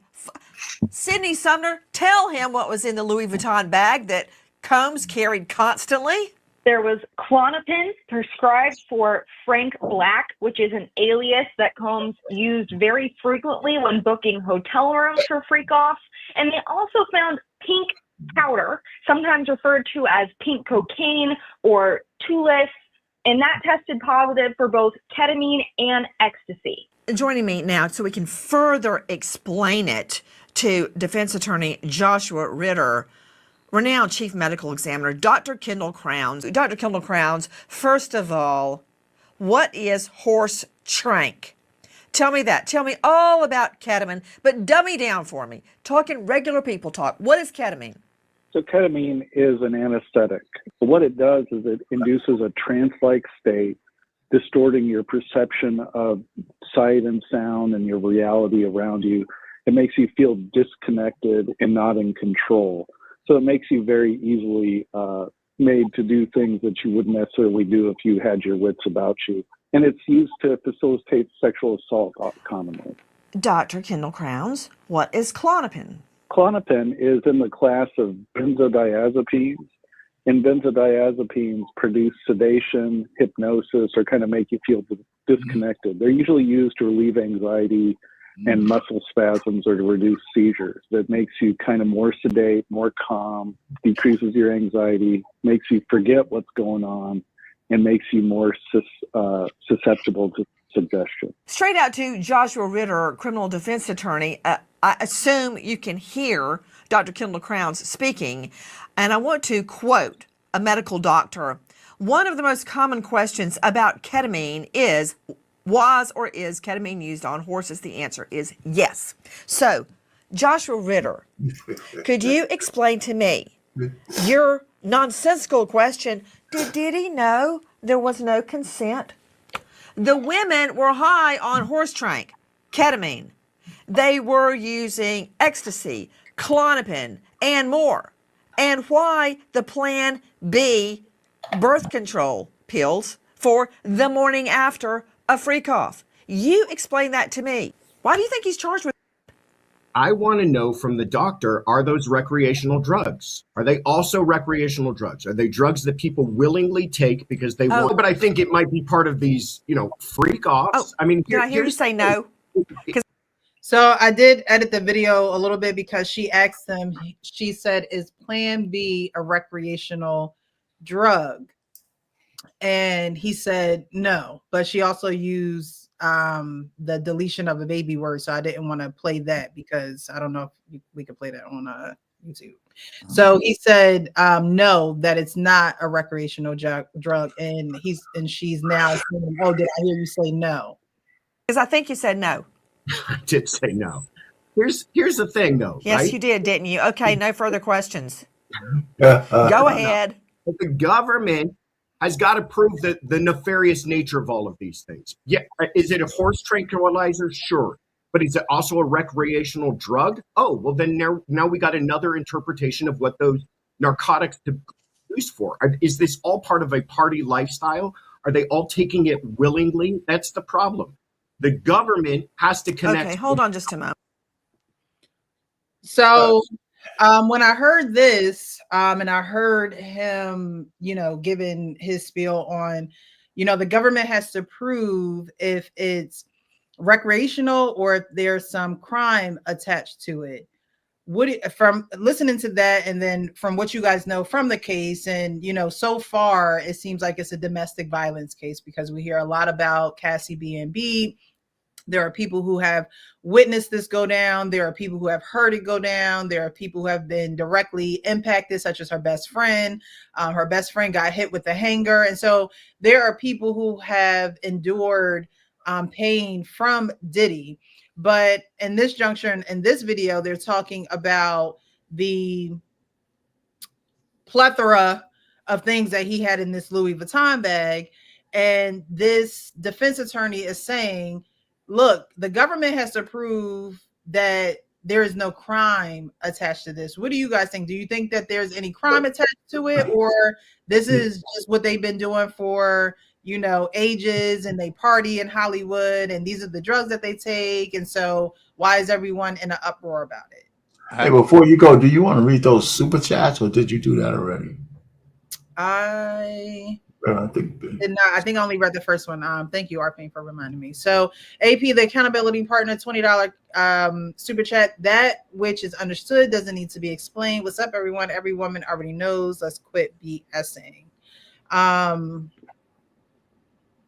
Big Ant 11, $10 super chat. I'm not taking any relationship advice from Payne. I learned my lesson. That's a good one. Let me go first. I'll be real short. Listen, I still haven't heard the crime. the problem I have with all of this stuff, first of all, I don't think he's on trial for domestic violence. I think that's already been settled. He's not. Is it a bad look for the jurors to say they're going to taint everything from the standpoint that he beats women? I think that's going to impact some of those jurors. But just because he has all this drug, is he on trial for drug trafficking? Maybe. If that was the case, then that's one thing. But the fact that he had drugs and the fact that the women took him to be a part of Freak Off as if they were little children and he made them do it is the problem. The women were complicit and the guys and everybody who took drugs. I don't see why women think because they took a drug and a man took the drug, they're any less or any more impaired than the guys who took the drug. So I'm just saying, I still don't see the crime. If I was on the jury, for what they got to show me where the racketeering is. There's got to be something more. And then I heard it's like some children shit involved. I have yet to hear the evidence that he is doing something to people who were not consumpting adults. I mean, right now it's just salacious sex stuff so they can kind of butter up the jury to make them malleable to any other shit that they say. But where's the crime? You know, he's a cad. He's a freak. And everybody who was complicit were freaks too. You know, so when a grown man gets up there and says, you know, I actually attended, I'm not even talking about women. When a grown man goes to one of the freak offs and he books over so Diddy could have his way with him, I'm sitting on the jury and saying, you're a grown man. What are you talking about? You did this because you wanted to be famous. And women been deluding each other forever. Like every time y'all give up the box, it's a man manipulating you. That's just bullshit. It's just absolute bullshit. And I think we need to stop it. I don't think, so I still haven't heard the crime. I still haven't heard the crime. To your point. See, wait a minute. Nancy Grace said herself, I saw a baby oil and all this. How is that relevant to a crime? Because he had a room full of baby oil. They're trying to say that the baby oil was spiked, basically, with something. So when you put it on your skin, it makes you go and changes you by putting the baby oil on your skin? No, they were trying to say that it has something in it to make you relax, basically. But let's just say that's true. Let's just say that's true. Yeah, they all was in on it. Well, I will say this to your point, Payne. I'm done. Where is the crime that he's being charged with? I agree wholeheartedly. As far as all the stuff they found, I just found out about this thing, Astroglide, from this thing. I don't even know what that is. I'm going to look it up because I've been here for the last 3 days. Astroglide, I'm like, what the hell is it? But anyway, the point is that Payne was just making, the crimes that he's charged with are not there. Now, if he was on domestic abuse, he's guilty as hell. And he will be locked up, but that's not the charges they have him on. If he was with assault, yeah, but the charges it's hard to find, and all of the things that they're bringing out are him abusing drugs. They keep on mentioning these women who are on drugs. He was on it too. He's a drug addict. He was in the same boat. He didn't force them to take those drugs. So guess what? Women often are there for this one word that is the word that haunts women all the time. I want to have fun. That's what they were there for, fun.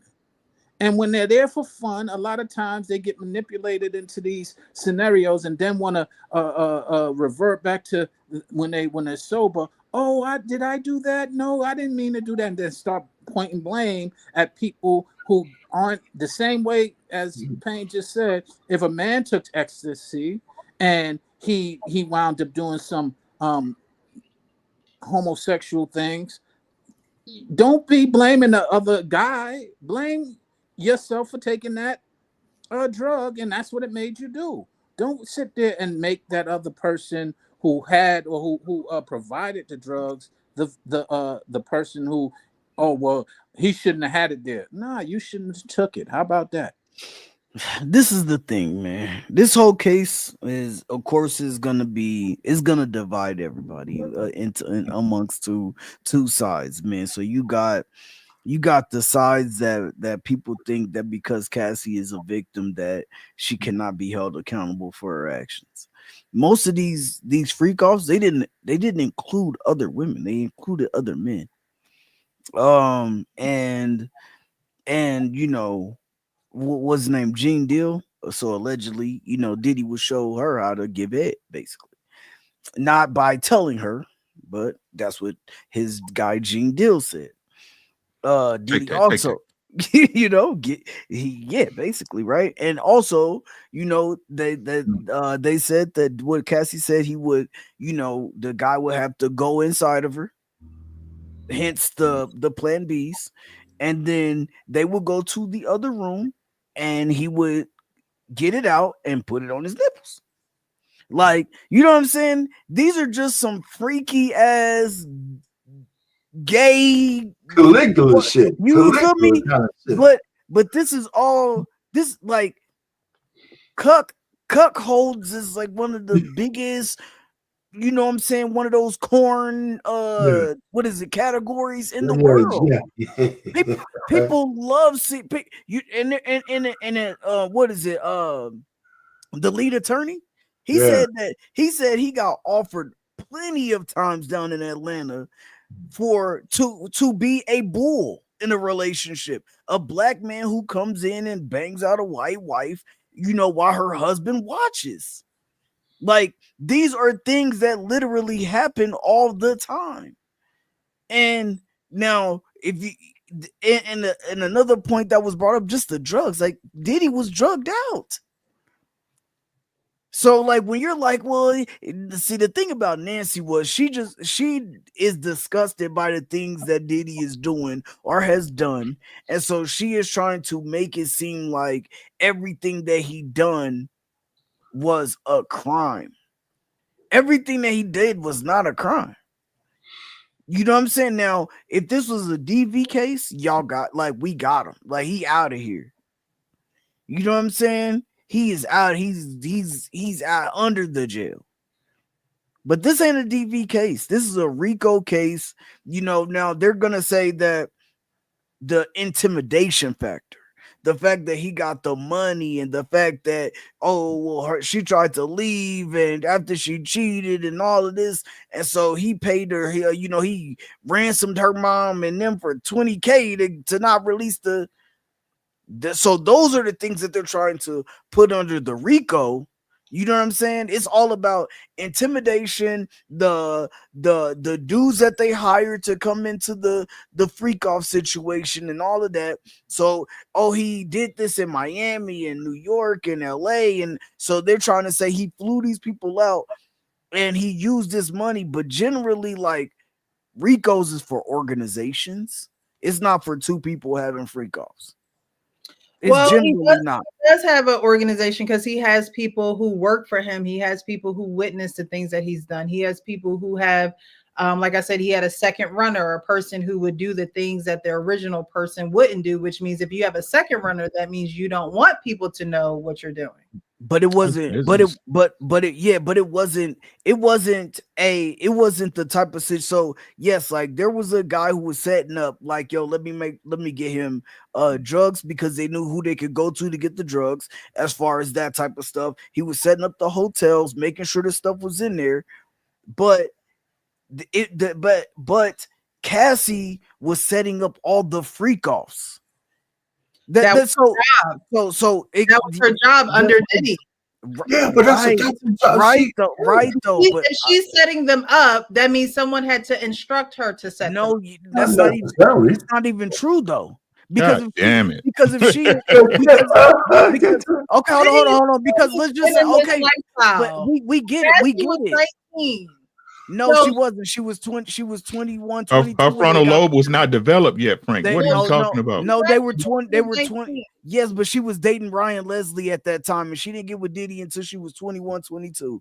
Her frontal lobe was undeveloped. Dating Ryan Leslie at that time. He has been in the game, so Diddy knows about these parties, these freak offs. Guess what? She knew. Diddy didn't start this. He's not the originator of a freak off. Right, and she can't say that either because she was dating a music producer, a high-end music producer at the time. You think Ryan Leslie wasn't involved in no freak offs, or you think Ryan Leslie wasn't taking her to parties? Then we heard the same thing about Aaliyah, didn't we? Yeah, but is Ryan Leslie have the same power as he was one of the biggest music Yeah, producers but is at he the bigger than time. Diddy? So That's not you're missing the That's point. not a crime being You're big. missing the point. No, it is. It's not a crime being big. It's not a crime being big. However, more money, more problem. Like he has, which But means he has more this is what power. but You just have bigger party. the reason why you're saying that based on Diddy is because Diddy was was around, had Big and all these people. But when you got a Ryan Leslie, a Babyface, and I'm not using him in this, but if you got a Babyface Edmonds, these people are music producers. They're the biggest music producers in the game. They're writing Neo writes songs for Beyonce. Like these people are huge, but they're not Diddy. They don't have to. That's not you're looking past the point of what I'm saying. I'm saying if you're 19 and if you're 17, I think she started dating Ryan Leslie when she was 17. When you're trying to get into the room with these type of people, what was his name? Pretty Richard, ain't that what his name was? I think back in the day, Little Richard. He said back in the day, he had a video that came out that he said, yo, we get in there with these music producers. Sometimes they give us some drugs, and sometimes we do what we gotta do. But the drugs makes it all go away. So if they telling you this from the 80s, you know exactly what the hell is going on in the 90s and 2000s. Ryan Leslie beating her? Was Ryan Leslie? That's not what we're Don't talking know. about. She didn't say. Don't know. And that's not even what we're talking about because we all seen the video. So everybody is saying that we agree with you. We agree with the part when it comes to the beatings and all of that. We agree with that. But the guy who got on the stand yesterday or Friday, Diesel, or what did they call it? They call him the Crusher, the Punisher. He said, yo, I've been working as an exotic dancer for a long time. I seen women. I could tell when women don't want to be touched. I can tell when they're uncomfortable because I've been in the environments a long time. He said, not one time was I in the room with Cassie where I felt like she did not want me. If she was on ecstasy, if she was on God damn it. if she's on drugs, yeah. And matter of fact, he said tranquilizers and ecstasy. No, I got something for that because he said in his testimony, he said the only drugs that was around during that time when he was with them was weed. He said we all smoke weed and the weed was laced. The weed was laced with ecstasy, bro. You gotta get a women something to hold on to, bro. That's what he said though. I can't. He was on. I know. He was the one on the stand that said it. But this the thing though. So this the thing, right? So did he force the drugs down her throat? Did he make her come to the party? Right? Did he send a driver to her house? Is like the driver downstairs. She gonna drag you out the house if you don't come. No, she kept coming back for more. Right, I agree with that. But she was in a relationship with Diddy, and so that is why she kept coming back for more. She was with the man. It wasn't like she was just an employee. She was with him. So why did she get immunity? Did she get immunity for her testimony? Did she get immunity for her testimony? I don't know, but I got a question for you about that. I heard that she did. So when she left Diddy for her now husband, and then went back to him for 96 hours to go and declined her husband's phone call because they were in a bed together at 3 a.m. having sex. What was that about? The power, man. She couldn't resist Diddy, her great husband, the one who supports her at home and actually understands and is with her to heal her. He just couldn't beat the hold that Diddy had on her this night. Look, Diddy called and sent a text. Cassie, I miss you, babe. Cassie obviously was what? Drugs alter you, right? Mm-hmm. And so it wasn't like she was in her right mind all the time. Mm-hmm. Okay. Like he was in his right mind all the time. And so I'm not saying that, her going back. Look, I've never been abused. I ain't never had nobody manipulate me to the point where I feel like I just you. You Okay, need a whooping though. all right. I would just leave you. But there are women who, at that age, in that arena of fame and money and fortune and promise a career, because Carisha came right on in and she got everything that Cassie wanted. Yeah, she got peed on too. Right, and obviously, I think she said she liked it. It sounds like something that Diddy just like to do. Right, that was what he liked to do, and so if you were in a relationship with him, you signed up for that. Well, young Miami came out and said that came out and said I liked it. Right. Young Mike, no, that's what's the name. I know it's about my bad. That's what you signed up for. So when I say it's your job, when you are with someone, you both take on different roles. So if y'all are saying, oh well, Cassie will call the people for the freak offs. Well, if she's with Diddy and Diddy told her to call the people for the freak offs, then that's what she did. Yeah, well, that's still not a crime. Right. You're absolutely right. So my only thing is she cheated. My question to you guys does anybody take a prescription drug? You don't have to tell me what it is, but does anyone take a prescription drug? Arpain, I'm sure you. Yeah, of course. Yeah. Not no more. I used to for my shoulders. No. Okay, so when you took that prescription drug and you called the prescription drug in, did you put it under someone else's name or did you put it under your name? No, of course, it's on your name. Yeah, right. That's a prescription drug fraud is a crime. That's a crime. Yeah. Yeah, and I'm about to say, and we're also not celebrities. Mike, like all these celebrities do that type of shit. They all do that.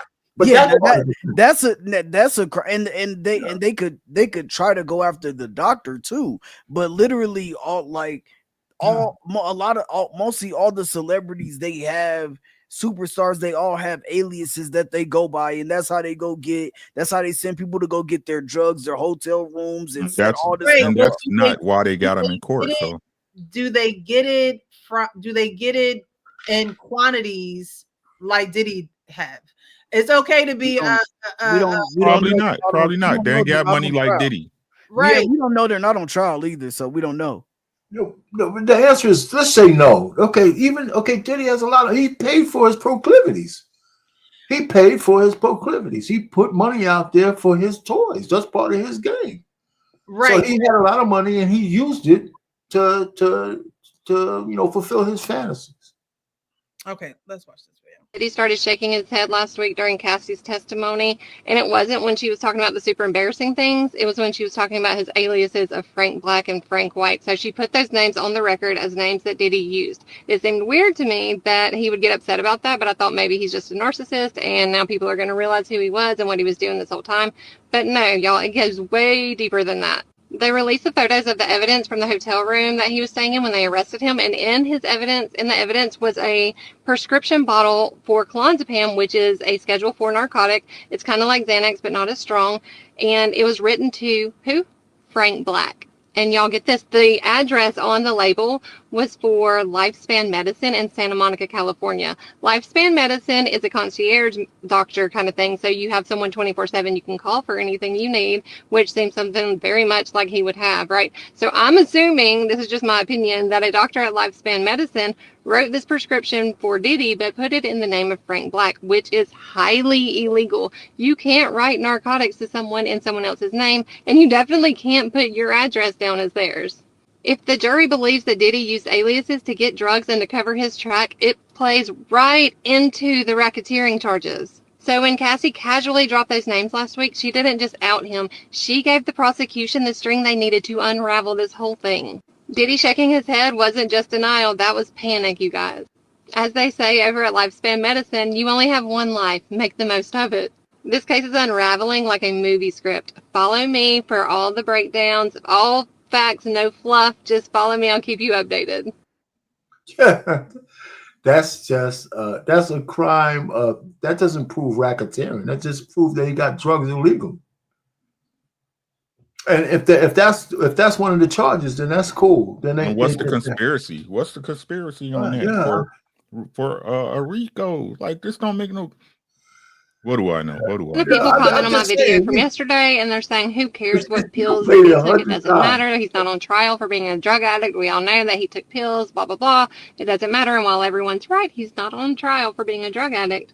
You're missing the big point here. The big picture is this all feeds into RICO. All the testimonies that we've heard so far are part of RICO. They're all building this picture, this grand picture of what a criminal enterprise he was running, right? Which RICO stands for Racketeer, Influence, and Corrupt Organization. This was established in the 1970s to help take down like the mobs and mafias. RICO requires proof of at least 2 predicate racketeering acts within the last 10 years while in or controlling a criminal enterprise, like Bad Boys. So how does this alias prescription fit into all this? Let me tell you. So this would set up a pattern of illegal activities, which would be the predicate acts that are required for RICO. So if we could prove that Diddy, in fact, did have this prescription written to him by a doctor, and they wrote it in the wrong name, then that would show one, prescription fraud, which is a huge deal regardless of what everyone in my comments thinks. It's a big deal. It's a federal crime. It's a felony. And get up to 5 years for your first time. And if he was getting something like Klonopin written to him, I can only imagine what other prescriptions he was having written to Frank Black and that he was getting filled himself. There's conspiracy to obtain controlled substances, which is also a felony, and identity or healthcare fraud. They could also use this to show that he had enterprise control and structure by saying that he controlled the doctors by having them commit the illegal acts and then staff by having them conceal the illegal acts. They could show that he used an alias to avoid detection. That would show deliberate organization and structure, which are key components of a RICO enterprise.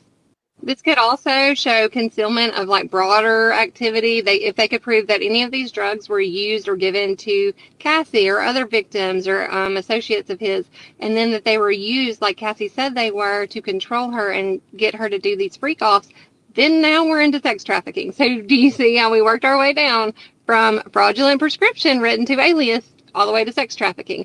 And it doesn't have to be sex trafficking. It can be any of the things along the way that we just discussed, but that's where everyone's mind goes automatically, and they want to get back to that, which I understand. That's the juicy, gossipy part of it, but it's all of these little things on top of each other, which makes a RICO act. So while I get that everyone wants like this huge, juicy story immediately, we don't have that right now, and it's going to take like putting all of these puzzle pieces together to prove RICO against Diddy and watch him go to prison for life. Follow me. I'll keep you updated. Every one of those angles is an angle where they could get knocked down. So really all I hear is that he got illegal drugs. It's not even that they can knock it down. The point is they using RICO to charge him for something because they can't get him for what they want to get him for. That's right. And where's the co-conspiracy? So again, what's the real crime? And the judge even asked him like, yo, like, I get that y'all are trying to show that he's a bad person, or y'all trying to show his character. So like all these people right now are just character witnesses. But the judge said, I'm not seeing RICO yet. Like, where's the RICO? The judge actually said that? Yeah, the judge said, he said, I understand what's going on. I'm just not seeing RICO yet. He said, I'm not seeing coercion. He said, I can see that he had control over Cassie. I'm not seeing the coercion part, and I'm not seeing RICO yet. That's what the judge said. And again, influence is like influence. Everybody has influence over somebody. Like I said, Cassie didn't say no. Why didn't you leave? Ain't nobody got that much control over you in a spot that you don't want to be, right?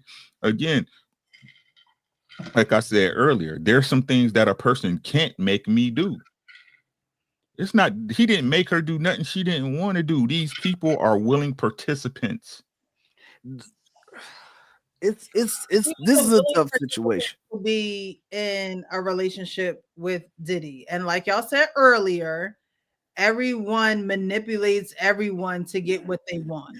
That's what right. So how many times do you think he should be able to get away with this with her? A year, 2, 3, 4? He's getting what he wants and she's getting what she wants, right? So however long that takes. Right. So what's the crime in it? The crime would be him doing the things in order to get her to do those things. Right. So why he ain't on trial for them? The crime is you getting the prescription drugs that are not prescribed to you, and you're getting them in large volumes and giving them to other people, these prescription drugs that are not even prescribed to you or those people. Right. Now giving them to those people. I got you. Right. So so that's information that's been released, right? Is that the basis of the case? Do you feel, in your personal opinion? It's building the case. We're only 2 weeks The in. base, right? The basis of the case. The basis Is it of the basis? is the sex trafficking and And the racketeering, sex trafficking, and racketeering. So is he's not on trial for drug illegal drugs? No. He's not on trial for illegal drugs, but the way that he obtained them and the way that he is using them, just like I said, It's not even. Is it even a charge? That's what I'm saying. If it's the like the so these things like I get what you're saying. Like they're illegal, but they're not a part of the case. So like they're illegal in their own separate ways, I should say. They're illegal in their own separate ways. However, when you put it all together and the operation that he does have going on, they already said, but multiple people like who are reporting on this literally said there's no organization. I get what I got you, Frank. Hold on, I got you, bro. When Sean Diddy Combs is not current, while Sean Diddy Combs is not currently facing drug charges, and this is per the Googly machine now. Drug charges in his federal trial, the use and presence of drugs are heavily intertwined with the allegations against him. Here's the breakdown: drugs as a tool in alleged sex trafficking and assault. Blah blah blah blah blah. I can go through that. What? And again, not to disrespect that, but that's what sis just covered, right? Drugs used to maintain control. Same thing she just covered, right? Drug evidence found during raids, right? But number 4, no specific drug charges are in the federal indictment. It is important to note that the federal indictment against Combs focuses on sex trafficking, racketeering, and related charges, not drug possession or distribution. However, the presence of drugs and their alleged use to facilitate sex crimes are key components in the government's case.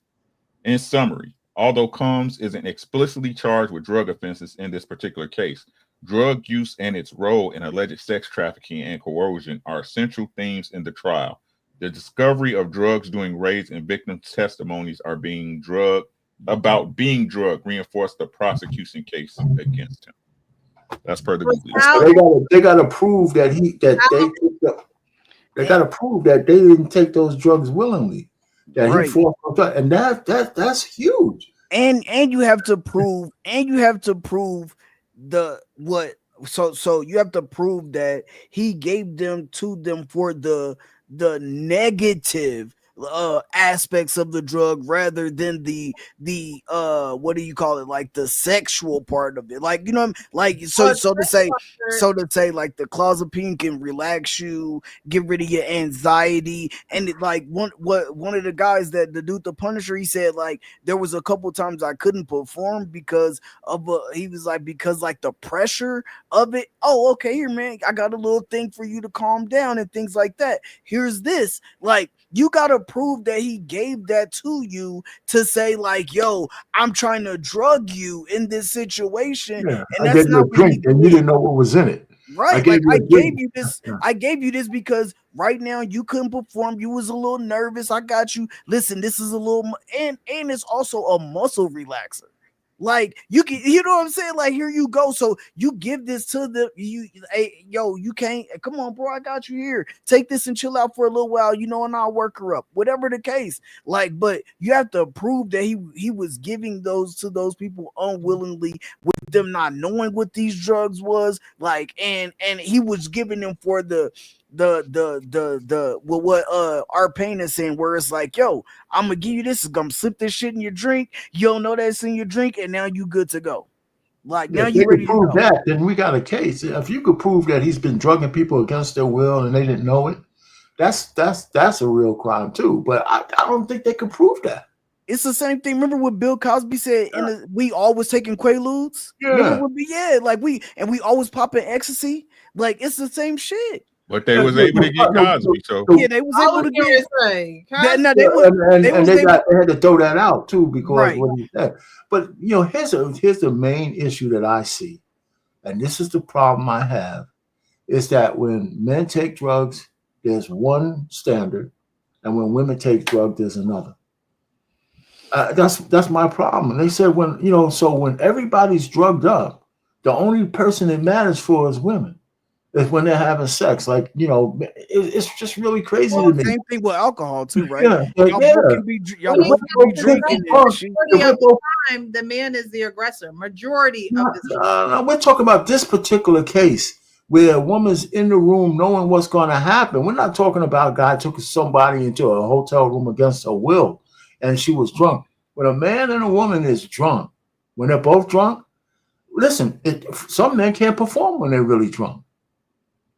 And so just the fact that he can get it up means he's less drunk than a woman who's giving it up. And yeah, she has the morning after quick. She wasn't able. She wasn't able to consent. Unfair balance. It's like a woman doesn't have any agency over her body when she's impaired, as if the man does. That when he's impaired. Necessarily that. Well, that's the way the law works. It can't be taken advantage of while he's impaired because he can. But more times out of not, you hear women being taken advantage of in those circumstances, not men. There may more times out of not women use that as an excuse, and men who make the laws acquiesce to that bullshit, right? Because most women who are in the positions that they're in is because they want to be in those positions. Most men don't go around essaying women. Most men don't go around essaying women. So if I could have an innocent night with a chick and she has the morning after regrets, and now my whole life is ruined. So all I'm just trying to say is this is unfair. It's just not right. I mean, there's a lot of double standards that we all don't agree with. Yeah, but the double standards ain't supposed to be able to put me away for life. That's what I was saying. My whole life should be destroyed over a double standard. You're absolutely right. Not when it comes to the law. And watch where we lay. Oh, not only that, it was 25 years ago. 25 years ago, right? So I mean, it's the whole thing is just broken. It's broken. It's broken. And so that's what I'm saying. I still haven't seen the crime on this because they're not charging them for the things I see as a crime, the drugs and all of that kind of stuff. But yeah, he might go down. But it's just like it's almost like the Tory Lanez deal. I think the one thing that that they're gonna try to stick in the whole thing is the sex trafficking because they were flying the prostitutes out from state to state. Now where they're and I think that's also kind of broad too because I haven't got to that yet. Then it must not have got to that yet. And that was it. Well, they talked about it a little bit because they said that Cassie said that they had these freak offs in Miami, Vegas, and all these, and they were flying them to. They had the white trip. Was he cutting out? Oh, okay. Yeah, they said that they were flying them to these places, and so I think that they could possibly get them on that. And that's something that's going to affect a lot of people too, because now the whole sex trafficking thing can go out to you flying a woman out. Like, well, he had those white parties that probably turned into freak offs. Well, back in the day, they were flying to Africa. They were flying everywhere. He had like these planes that he rented out. Everybody in white, they taking these long trips to destination trips and stuff. Yeah. You know what the case that's really close to this one, the Epstein, not the Epstein, or Weinstein, not Epstein, but Weinstein, the one that Candace Owens is talking about, Harvey Weinstein. Oh yeah, she's giving.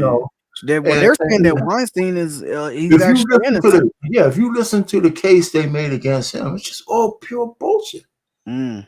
Pure bullshit, and he didn't get a fair trial. This was in the Me Too era thing. I'm trying to say it's I think the walls is crumbling down. Now, I'm not saying Diddy won't get convicted because he clearly is guilty of something. Right, for sure. There's no doubt about it. But I mean, I think when they do this RICO thing, I think sometimes they stress. Look how the RICO case against Trump fell apart down in Atlanta. Look how the one fell apart against Young Thug. That's right. Exactly. And people was unalived in that case. And the guy they had as a star witness, they know he did it. He walked out of jail. The guy who was on the oh man, I forgot his name. He was Woody. funny. His name was Lil Woody. Woody, yeah.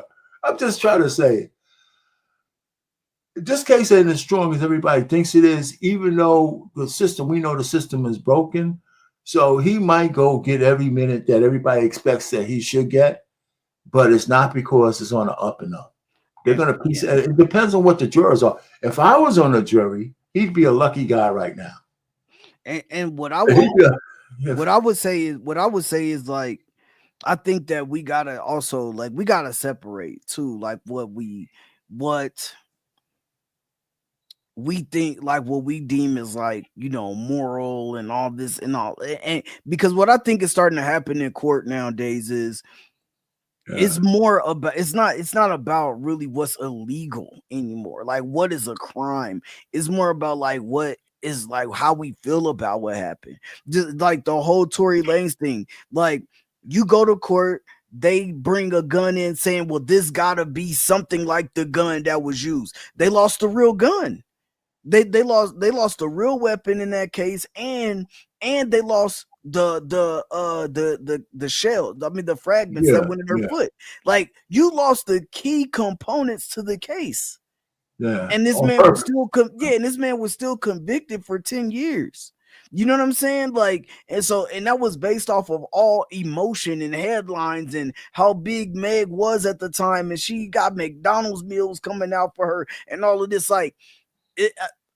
And I think it's hard when you talk about these situations because you understand that Diddy is an animal. You understand that he's a monster. You understand that he's not a good person. You understand that he's a despicable human being.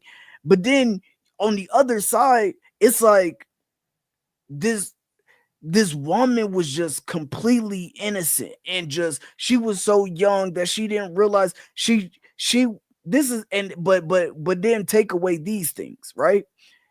She was with Ryan Leslie, who was 10 years older than her at 17 years old, right? Why was she with him? Because she could get something out of him. He's going to give her good hits. He's going to give her good music. He's going to give her the best songs, the best beats. He's going to put her in the best room, the room with the other best producers, right? Right. And what did she do? 4 years later, she cheated with Diddy to get with Diddy. She right. Leveled up. She leveled up in the situation. Mm-hmm. And I'm not saying that she is on trial because I know that's where everybody gonna go. That's not what I'm saying. Diddy is on trial. I'm just saying, but to just act like this woman is completely innocent. I pray that she healed from everything that happened to her, for sure. But we cannot sit here and just act like she's just innocent. She cheated up. And she was around Diddy all the time because Ryan Leslie was his right-hand man. So you can't tell me that she didn't hear none of this stuff beforehand. You just can't. Oh, that's a good point, Frank. Everybody knew that Diddy was a monster. Right. You cannot tell me. That was one of the worst kept secrets around the people in those circles. You're around Diddy all the time in the studios and all, and you mean to tell me you don't hear none of these things about him? Right? And then you cheat to go get with him? The crazy part about it is, though, you only hear of him beating Cassie. And the one that died, the lady that died. Kim Porter. Yeah. Kim Porter, and he also attacked Cassie's friend. But other than that, I don't hear about Diddy putting his hands on anybody else or doing anything to anybody else. They accused him of blowing up Kid Cudi's car, but there was no conclusive over Cassie, but there was no conclusive evidence really on that. I heard really that there was a female's DNA in that car. So with him, even with people knowing that he's a monster or he, from a free throw standpoint, they knew that he diddled men. That wasn't a secret. that he manipulated a lot of the men around him from the get. Here's the thing. Here's my thing on all of that. I'm sorry for cutting you off, Precious. Go.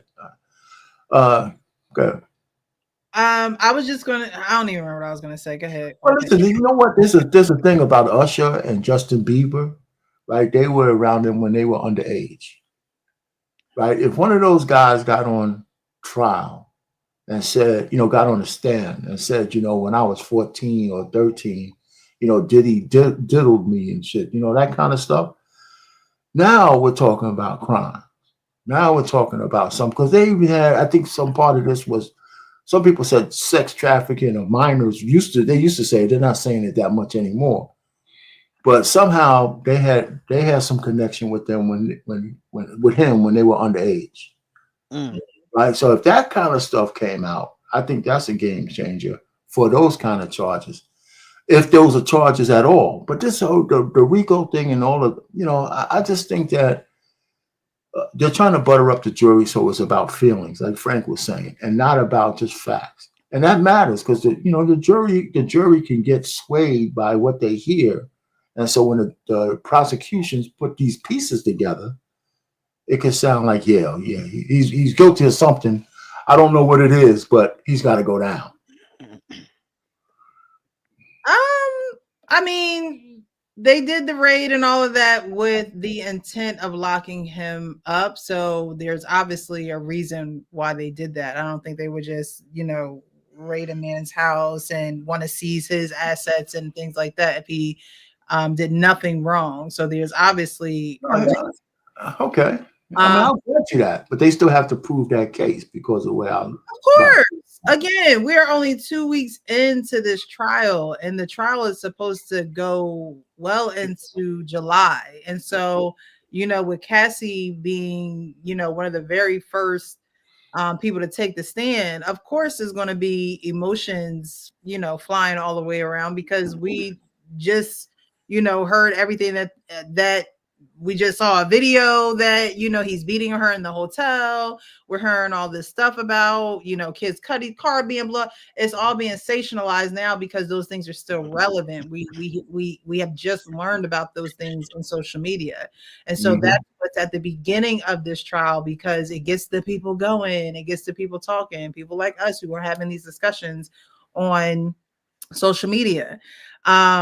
But Diddy has been in the game for a very long time. And so even with Cassie being on the stand, there's going to be a day where she's not going to be on the stand. And these people that have been involved with Diddy and any enterprise or any intent for coercion or racketeering and all of that stuff, I believe those things are definitely going to come out, just because everybody knows that Diddy is a monster, right? Everybody knows that he is the bad boy of the industry. So I don't know what it will be. There's talks of Diddy actually taking a stand himself. And just waving off the objection and taking the stand himself. Who knows if that'll happen? Nobody knows what is in store for the trial. And of course, I'm definitely going to continue to follow it because, someone that people think is so polished and has it going on and has all this money and has all this fame and things of that nature. We talk about men and male discipline and all that stuff, but these are the situations that men can get into if they would have discipline or be upstanding men. Jay-Z's not a saint, however he has a wife, so whatever he gets wrapped up in, they are one. That's his wife. It's not like this girl that he dated for a while and then she left him and went to another man. And Diddy and Cassie are going through their situationship. That's what they got, a situationship. They had a 10 year, they were together for a 10-year situationship. He never married her. She was somebody who thought that, hey, I can have a career if I'm with Diddy. I can have a career if I'm with Ryan Leslie. I can have a career if I'm with Kid Cudi. This is a woman who was chasing after a career. And every man that she came encounter with in the music industry knew that that was her goal. I don't think her goal was to have sex for 96 hours. I don't think her goal was to get beat and dragged. I don't think her goal was to, you know, have her mom extorted for $20,000 because Diddy felt like he invested all this stuff and she tried to leave him and he want to ask, you know, her parents for money. I don't think those are the things that, you know, she wanted, but those are the things that came with the person that she could get these things from. And this person, you know, Diddy himself said, you know, she's moldable. She's at an age where I can mold her. I can, you know, she's right where I want her. And so he knew what he was doing, even though she didn't know what was to come. And I'm sure as time went on, there was no, you know, they were making statements that people were saying, you know, Diddy was like, well, people go missing, and you know, we already have people in the grave missing that we're dealing with Diddy. So the it's easy for us common folk who don't have the money, who don't have the fame, who don't have the spotlight, who don't have the keys to the city. Well, he ain't got them no more. But it's easy for us to say, oh, well, why didn't she just leave? People that are not being, you know, beat, people are not being dragged, people who aren't falling against bricks and having, you know, the white meat show and having to get stitches and sent off to hotels to get better because you don't want anybody to know that you beat on this girl. And so, you know, even something like that, her being sent off to a hotel and having to heal, that's all part of the operation. That's all part of an operation. And what that operation is going to boil down to, we just don't know yet. We're just going to have to, you know. This is crazy. This is crazy. I agree with a lot of things you're saying. I just don't. When I think about the RICO court, when I think about the RICO cases and the reason why RICOs was started, they were to stop the mafia, like the mob, the people who were blowing people cars up all the time, the people who were killing people for power, they were killing people or you know, unaliving people, you know, all the time. They were, you know what I'm saying, they were wreaking havoc, they were moving drugs, they were extorting people over here, they were gaining all this money. Diddy was literally spending money. Like spending money on escorts. Like he was spending money on drugs, spending money on escorts, spending money on hotels. Like he was like when the mafia were doing things, they were doing things to gain power and money. He already has the money, he already has the power, and he was losing money.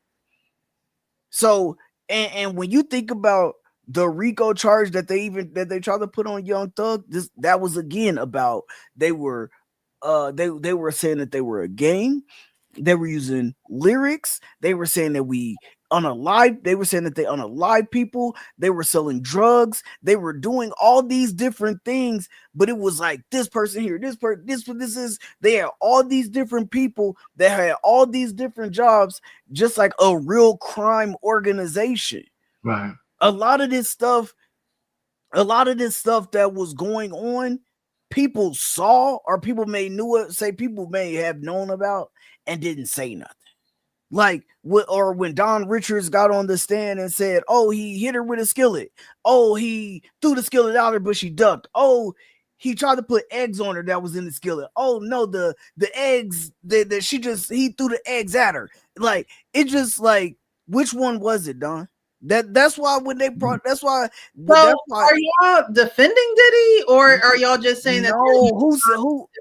I'm asking a question, so I'm not saying that you're saying anything. Okay. I'm asking a question. So are you defending Diddy, or are you saying that there are no crimes that he should be?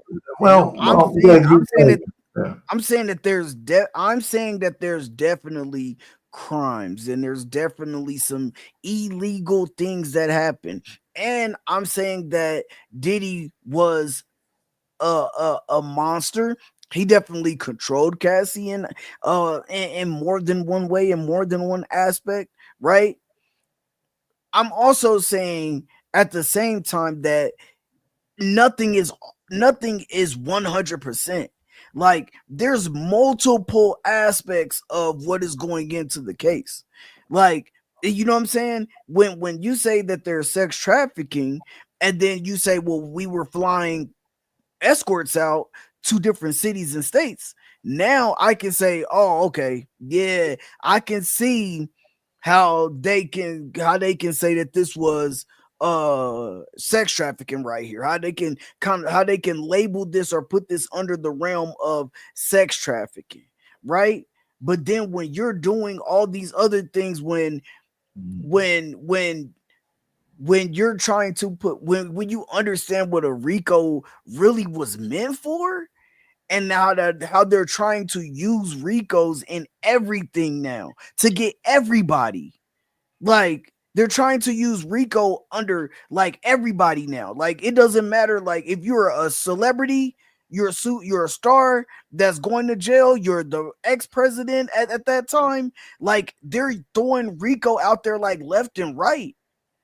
And right, I think that that's what's messing people up, is because it's like, what is a RICO? Like now, it's just like, what is a RICO now? All right, so okay, so let me answer the question. We defending Diddy. There's no doubt that his original organization was to make music and make money.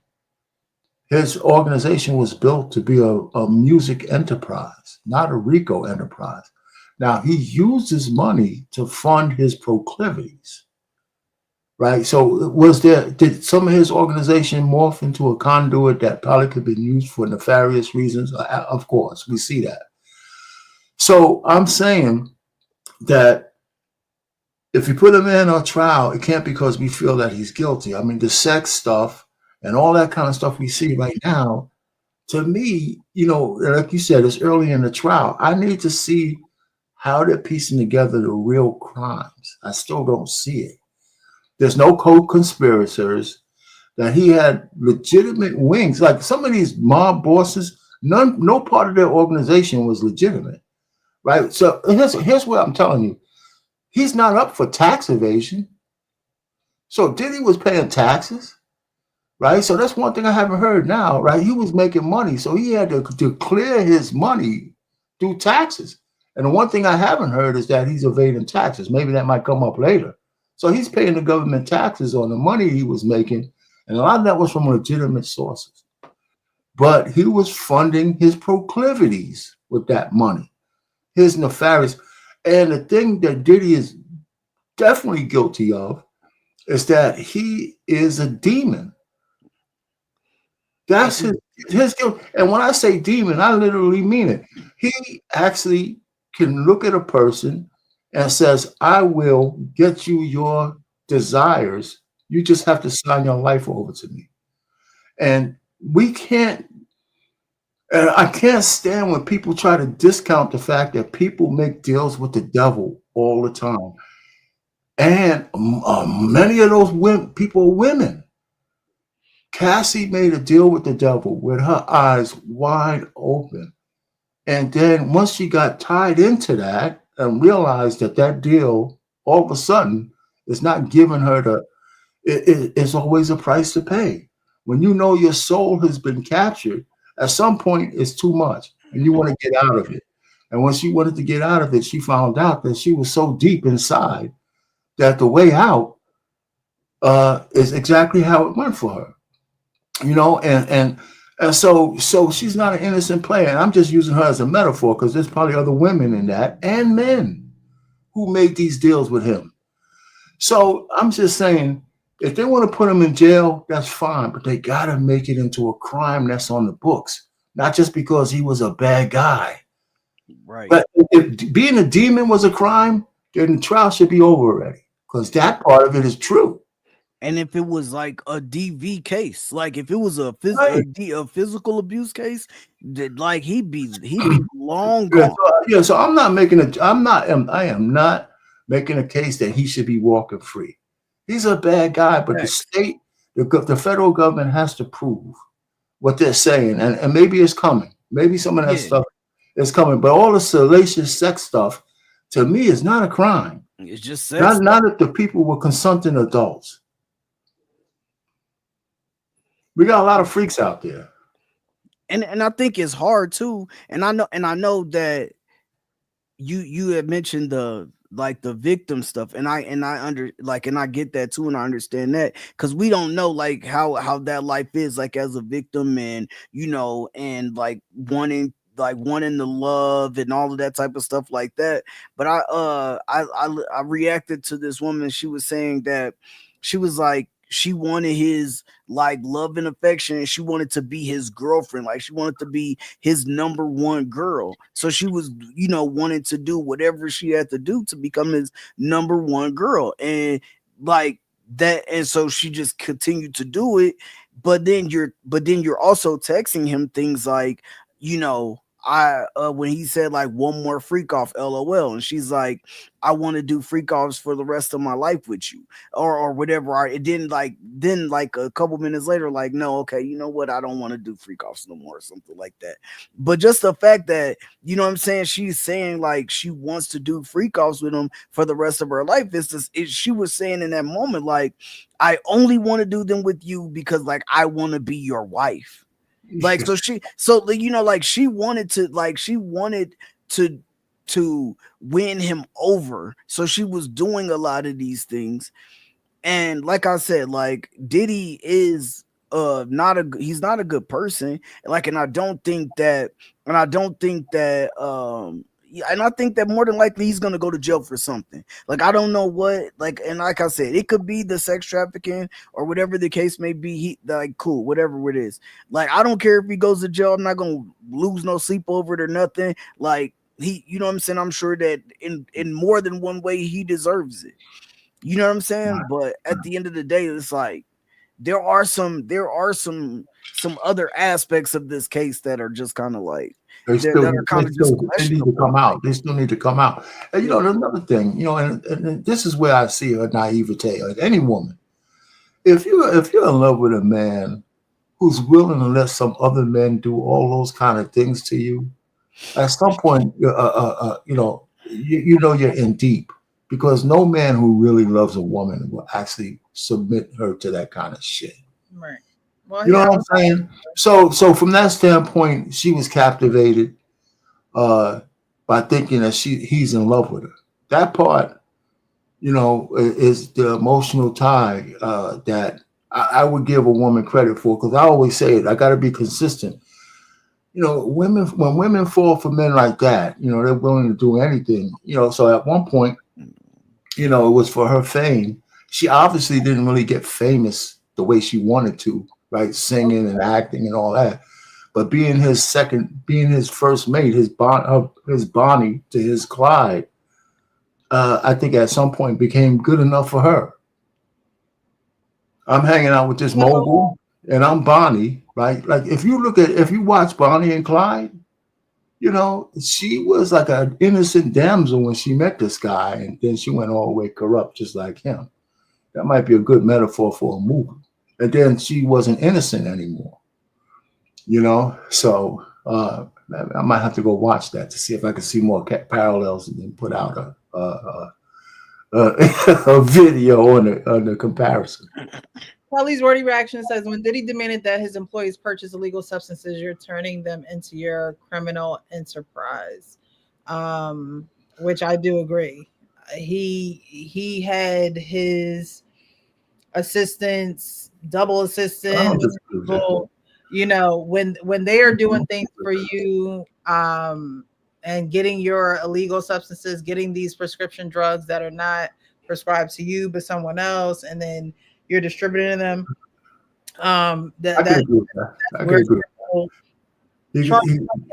It says, human trafficking is a crime involving the exploitation of a person for labor, services, or commercial sex.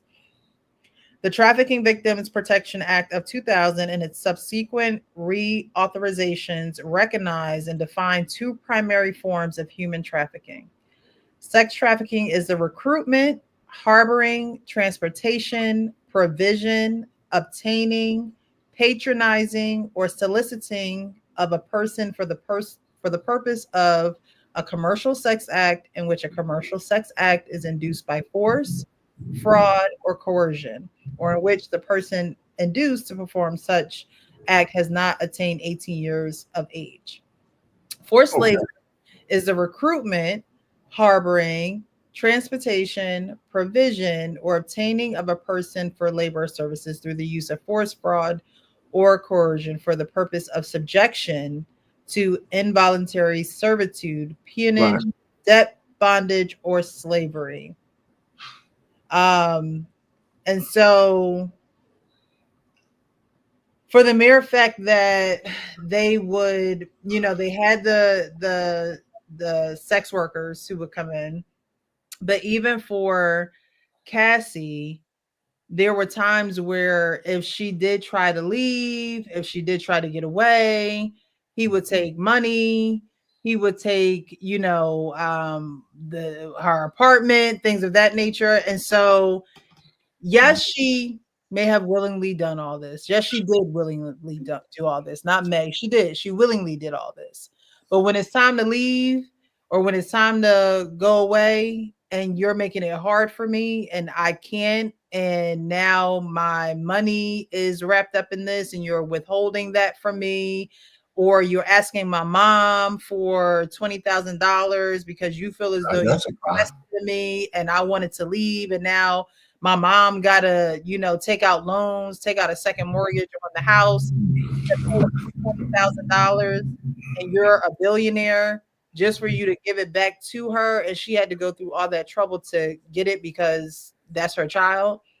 That's where the crimes start rolling in. So I think that a lot of people are watching the case and they are they're just getting, it's essentialized because it's Cassie, because of all this freaky stuff that, Sean Diddy and Love, whatever he want to be called, because he has these desires, people are getting wrapped up in those things and they're not getting wrapped up in the little nuances and the details, because they always say the devil is in the details, right? The little details that are the glue that make this thing work for him, not necessarily for the people that work for him, not necessarily for Cassie. It may have worked for them as far as their daily survival. They're getting paid, they're going to work. There was one assistant that said he barely had any breaks. He had to work, from 4 or 8 in the morning to 4 in the morning. That's not laws that prohibit, working or making your employees work a certain amount of hours, no break, no. So there are little things that people are not paying attention to, and they're saying, well, how is he being charged with this, and how does this come into play? But these laws, and I'm on justice.gov, but things like this, reading through it, what judges would do, what prosecutors would do, what the defense attorneys do, they have gone to school to read these prints to pick those things out of what's going on with Diddy, to say, okay, well, this fits here. This applies to this. This is what this is, and this is what it means, and this is what it says, and this is what he did, and it aligns. It may not be some huge thing like dragging her across, the hotel floor, and which is and can we agree that sometimes they overshoot? I was gonna say the same thing. Like sometimes they overshoot, and I yeah, go ahead, man. I was gonna say the same thing. Yeah, that's what I'm like. Sometimes, like, you're trying to pile charges on and pile charges on and pile charges on, so you're looking for anything that could possibly fall under that, and then you have to prove that it does. And a lot of times, when lawyers or the government try to pile things on, a lot of that shit get thrown out. That's why I said I can understand the sex trafficking. I said that I can understand the sex trafficking because they willingly paid for escorts. They flew them from state to state to have these freak offs. So that's exactly why I said that I could see like sex trafficking coming out of this and them hitting him with that charge for sure.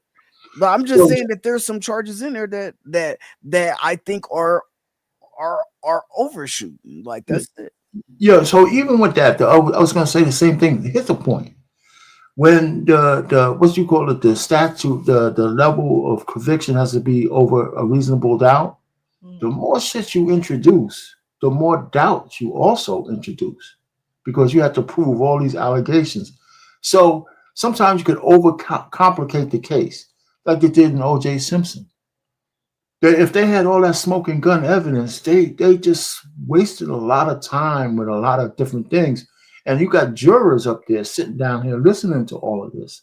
And some things are more plausible and feasible than other things. And when you have to put somebody in jail with above a reasonable doubt, the more stuff you pile on, the more doubts you can introduce if you have a decent defense attorney, right? Which he probably has. Yeah, he has the best defense attorneys. So what I'm saying is, get to the point. Here's the string of evidence that shows what you said. You kind of rolled it down, like the lady in the car.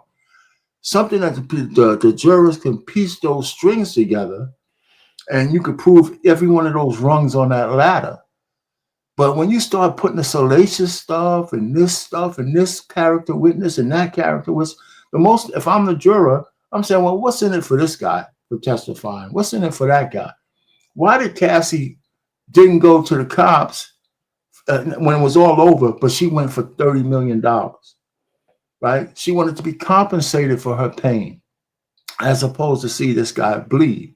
And then she turned the tables on him. If you don't give me $30 million, I'm going to tell everybody everything I know. So now who's got the upper hand? You know what I'm saying? And he broke.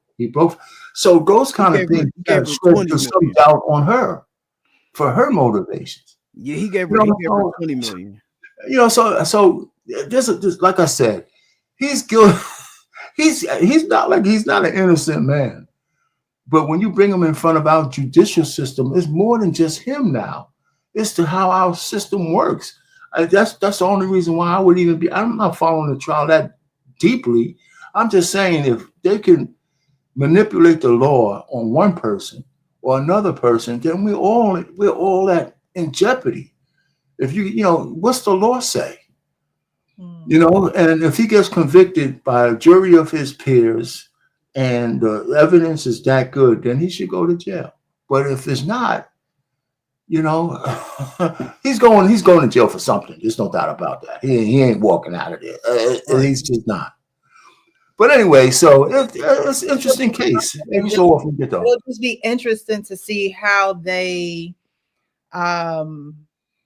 continue to unravel the case, who the people who are going to take the stand, because there are some people that take the stand and it's like, okay, were they for Diddy or were they for Cassie? Like, it's like who exactly were they? Were they defending Cassie or were they defending Diddy?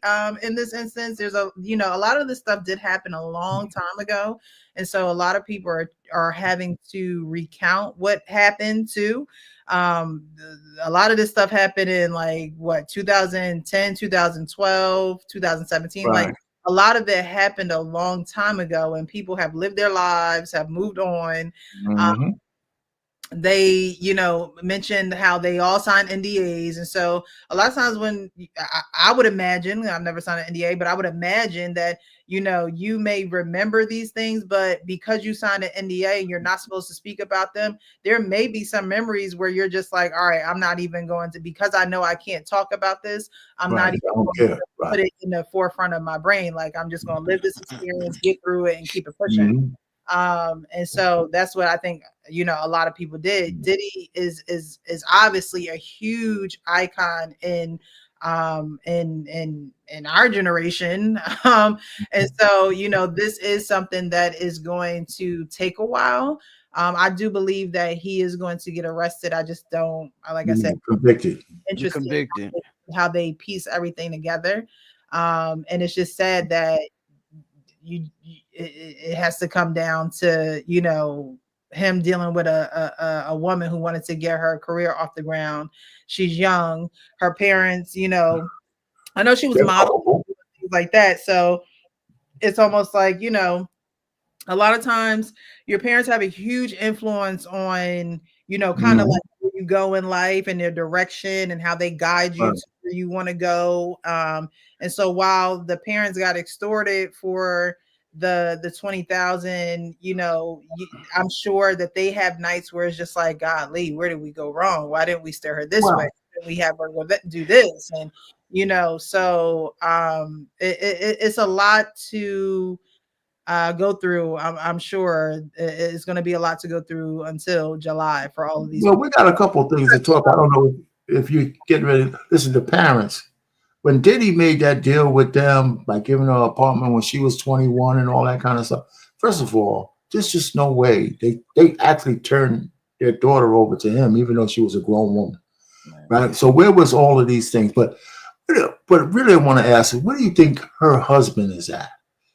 Right now, he had to know a lot of the things she was doing. Maybe not all the details, but he had to know she was involved with the freak offs, correct? About to get there, like her husband listening to all this and people saying Well, that. but before he listened to all that, didn't he actually know some of these things?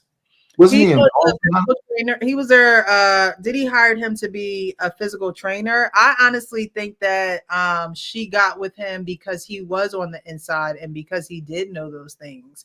There's no way that she could have been with somebody who was on the outside and had no clue what was going on, because that would have been she wouldn't have been able to get away, right? The people always talk about when people are abused, the questions that always come up is, oh, why didn't you leave? Why you stay there so long? Blah, blah, blah, right?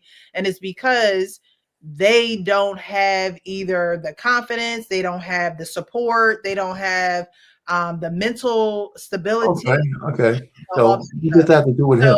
I think that she got with him because she could cling, close to him, with him knowing all these obscene things. And who knows if she even told him everything. There could be some things he listening for the first time. And, All right. So let me also, I did hear this though, Frank, and whoever's following this, that the lawsuit I heard was mostly his idea. Is that true? That's what I'm hearing too. That's why a lot of people are saying that she wanted to, as long as she was away, she said, if you could just take me away from all this. But I heard that he was pressing her for the laws to do the lawsuit. I'm not sure, but let me just go ahead and pull a string real quick. If that's true, I'm thinking that at some point he's gonna leave and do the Kevin Federline. He's gonna Federline her ass. Listen, I don't know what kind of men that they're making right now, but there's no way that I could marry a woman that knowing all the stuff that he knows about her. And this whole thing that he just found out in the courtroom is just some of the details that he had to already know. I mean, you know what I'm saying? So, okay, you know what? You can brush your teeth, shit washes off. You know what I'm saying? So, he didn't have to bring all the pee and all that into his bedroom. Right. But to know that she was down for his crazy shit like that. And, they got 3 kids now. So I think he might be playing the long game. I just really think he might be playing the long game. So he got the money. He could leave her and then do the Kevin Federline thing and then move on.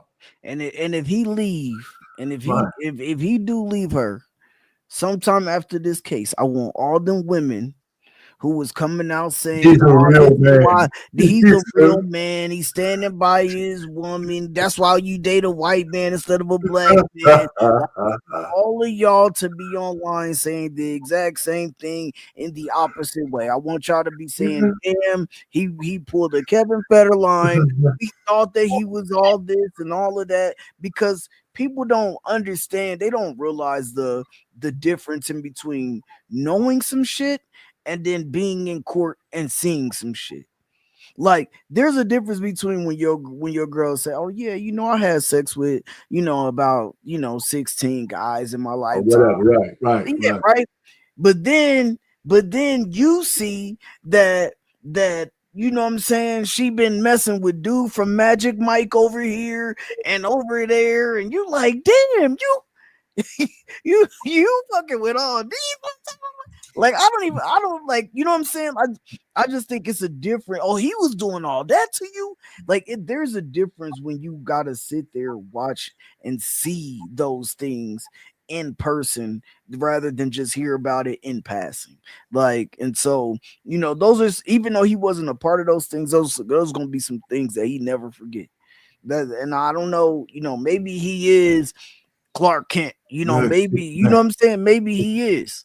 I just know that shit would be hard to see, like, or hard, like it's just, that would be hard to see, man, for any man. Well, you know what I'm he's sure that giving would up. be hard to see for any woman. Like, would that be hard? Would that be hard to see for you if you met a dude and he was like, yo, I had sex with about 15 women, but then you seen, you know, the things that he I was don't think doing it's to all any. these I women? don't think there's any equivalency. I mean, a woman could be mad at that, but I don't think women strike men down. No, I'm not saying mad. I'm not saying mad. I'm talking about like the things that he's doing or whatever the case may be. Like it could be totally different because he might not ever do those things to her, and then she see, oh man, damn, you was doing all this to her.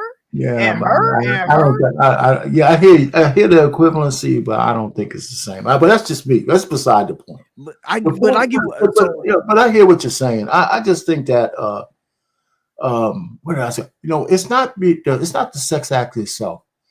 When men, most of us as men in America know our women have maybe at some point slept with somebody else. We got to stop acting like we go crazy over that. We just don't. The issue really is how you're viewed by your peers. That's the thing with men, right? And the women that they choose. It's not whether she has sex with somebody else. It's the respect of your peers and the men you admire. That this man is going to walk through life knowing with this woman on his arm and his precious wife, knowing that she was as salacious as she was. He's always going to get the side eye. He might have a few close friends who might let it, but every man you encounter shaking your hand, seeing her, knowing that she was down in the dirt like that. And that's the big difference. It's not really the woman who has sex. I think women don't understand this. It's not necessarily because you had sex with somebody before. It's whether you diminish the man in front of his peers and the men he admires. That is important to men. Well, if he was, I mean, it just really is. It just really is. The mastermind behind this, then what would be the point? Like, so what? You're saying that, you know, it's different for men and, you know, to go through that. But if he, you know, coerced her to go through with this, you're just saying he's sitting through it because of the money? She got $30 million. He could. You know what? Let me tell you, yes. Because women do that to men all the time. You know, and the only reason why I'm saying that is men could play the long game as well. The Kevin Federline thing is not just a joke. And we don't have that many opportunities to do that. But look at Mary J. Blige still complaining about this. Or Halle Berry and all these women with money. There's men who use them to, and they can spend, they play the long game for a few years, knowing that if they leave and the laws in that state, now he might not do this. This is just It's just speculation. It's just speculation. He might not do it. Maybe he's really in love. Man, they got 3 kids, so yeah. But they Kelly, got 3 children. I want to respond to what Kelly said. You said there are men in relationships with sex workers. It's not impossible for him to love her anyway. We're not saying that, number one. And there's a very small percentage of regular everyday men in relationship with sex workers. Absolutely. Most sex workers are in relationships with other sex workers. So yes, like they're loving anyway because they're loving on everybody that they're in the business with, and so they end up getting with other sex workers, other ex-corn stars, other OnlyFans stars, and all that shit, so they can do that. Like that's the majority of sex workers. That's who they get in relationships with. Yeah, I agree. I mean, you know, like I said, you know, but okay, is it impossible for him to be in love with her? No, right? It's not. Sure. No, it's not.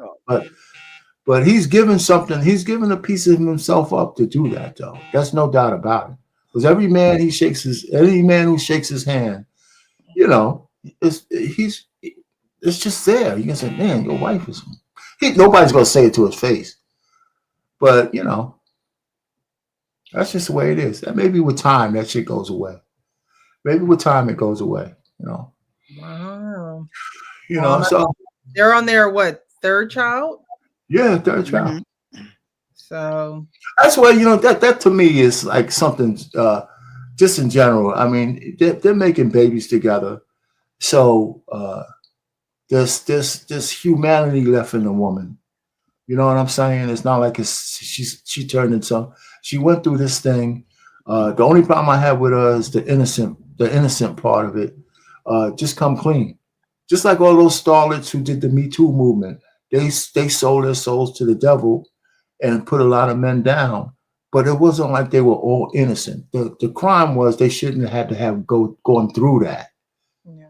But they did, because they could have all been like meter maids, or they wanted to be famous.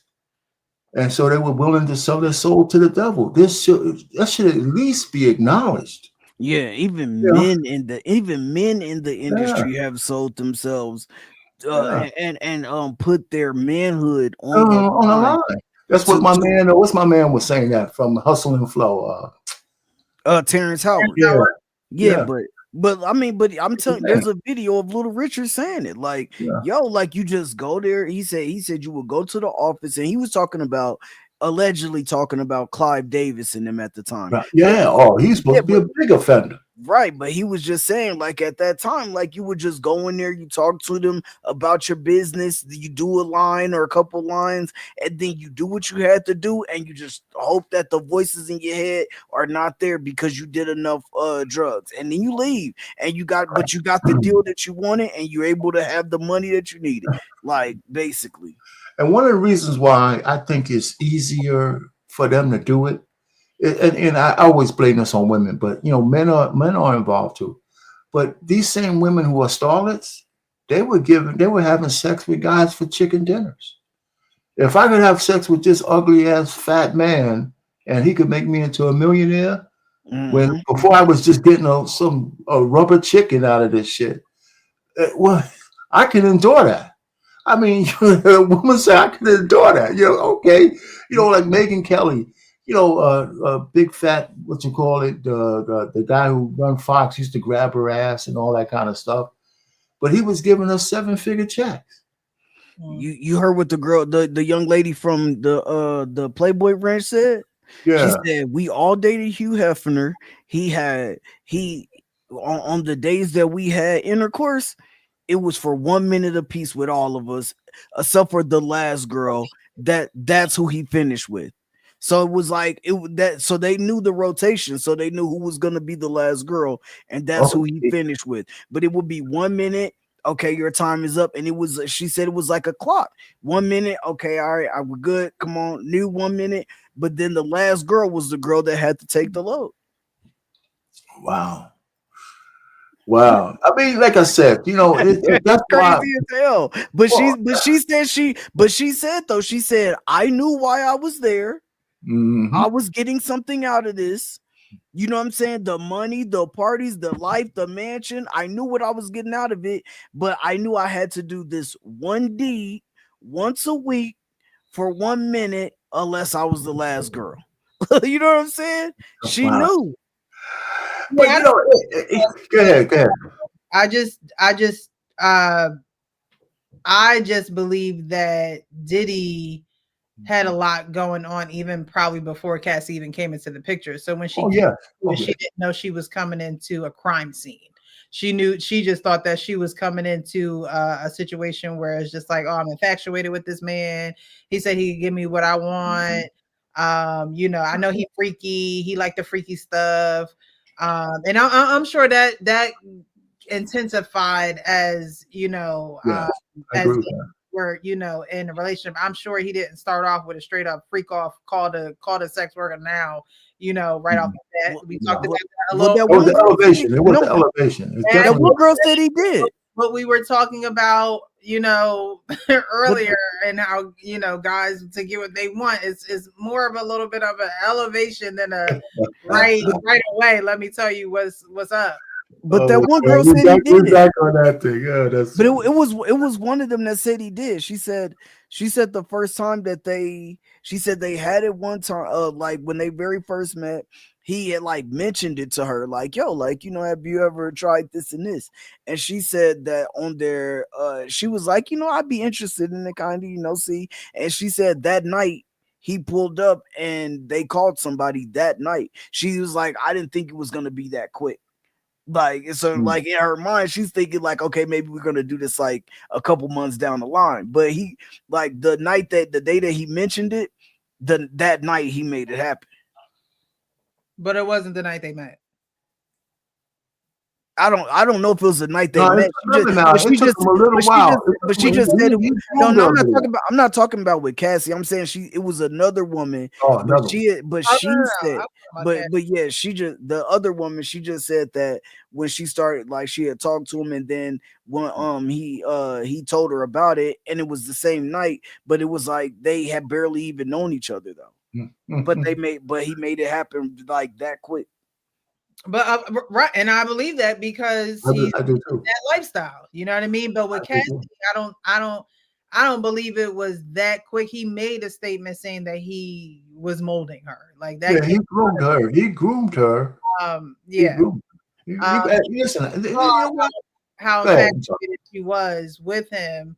He saw how hungry she was for the fame. She was modeling.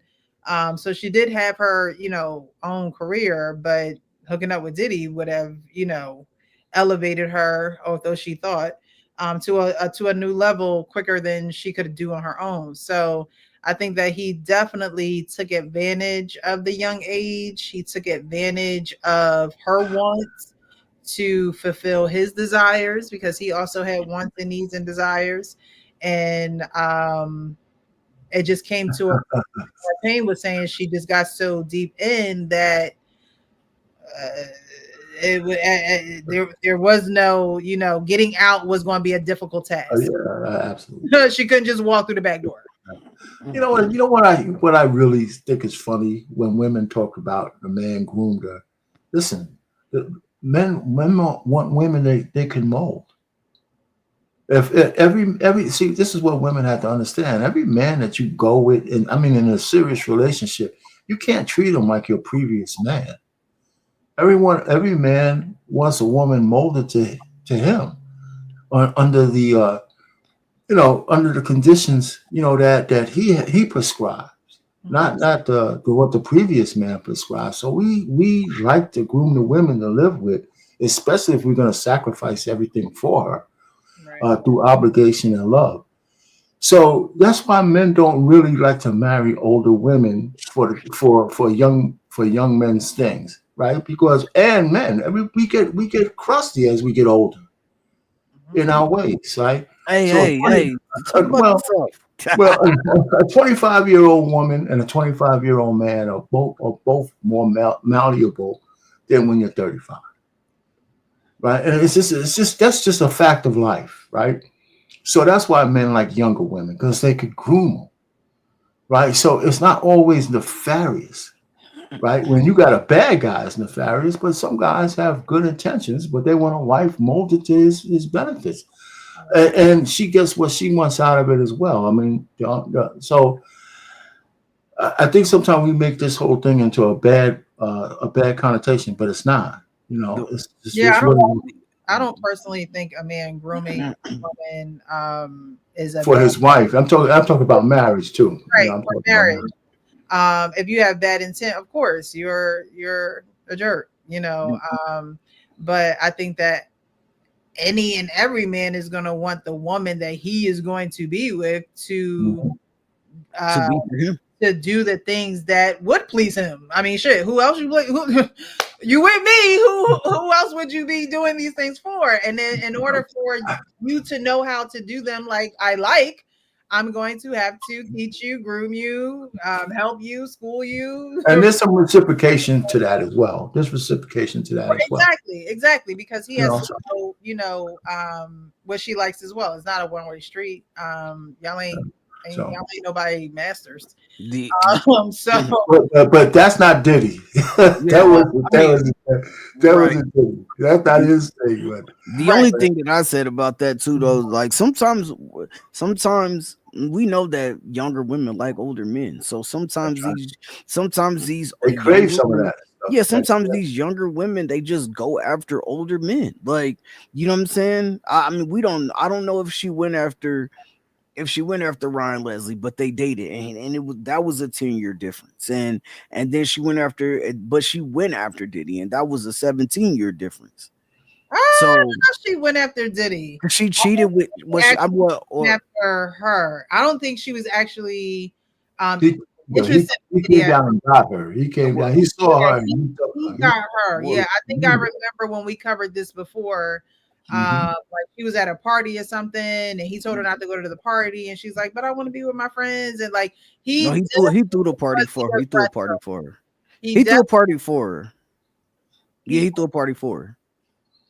But there was a situation where there was a party going on, and it was like her friends or her family. That was her birthday. Came and so she didn't want to be with Diddy. Like he definitely was the aggressor, and like I said before, most times guys are the aggressor, and women have to know how to say no. Like Cat Williams said, you got to tell them no. And she was dating, she was dating Ryan Leslie at the time, right? So, like, yeah, she cheated because she testified that she cheated with Diddy or she cheated on Ryan Leslie with Diddy. So, like, that's how they got together. She cheated into that relationship, regardless of if Diddy went after her or not. She was in a relationship with another person. And then she cheated, and then she did the same thing with her husband. She cheated on her husband. She cheated on her husband with Diddy again. So she did. When was that though? After she got with him, that's why she tested. That's why that's why was that the first baby? Was the first baby born yet, or a second baby? I don't know if the kids were born yet, but then after they got together, they were together, whatever, and then she went back to Diddy like one last time, and that's where the 96 hours that came into, and that's when he called her at 3 a.m. He FaceTimed her. She declined the call because her and Diddy was having sex at the time. Jeez, man. Yeah. This guy, he's a real man. He's a real man. You can do anything to him. He's a real man. He'll take her anyway. Oh my God. Yeah, Jesus Christ. That's himself. He knew, who he was getting involved with, just like we tell women, like, you made this choice, That's true. That is true.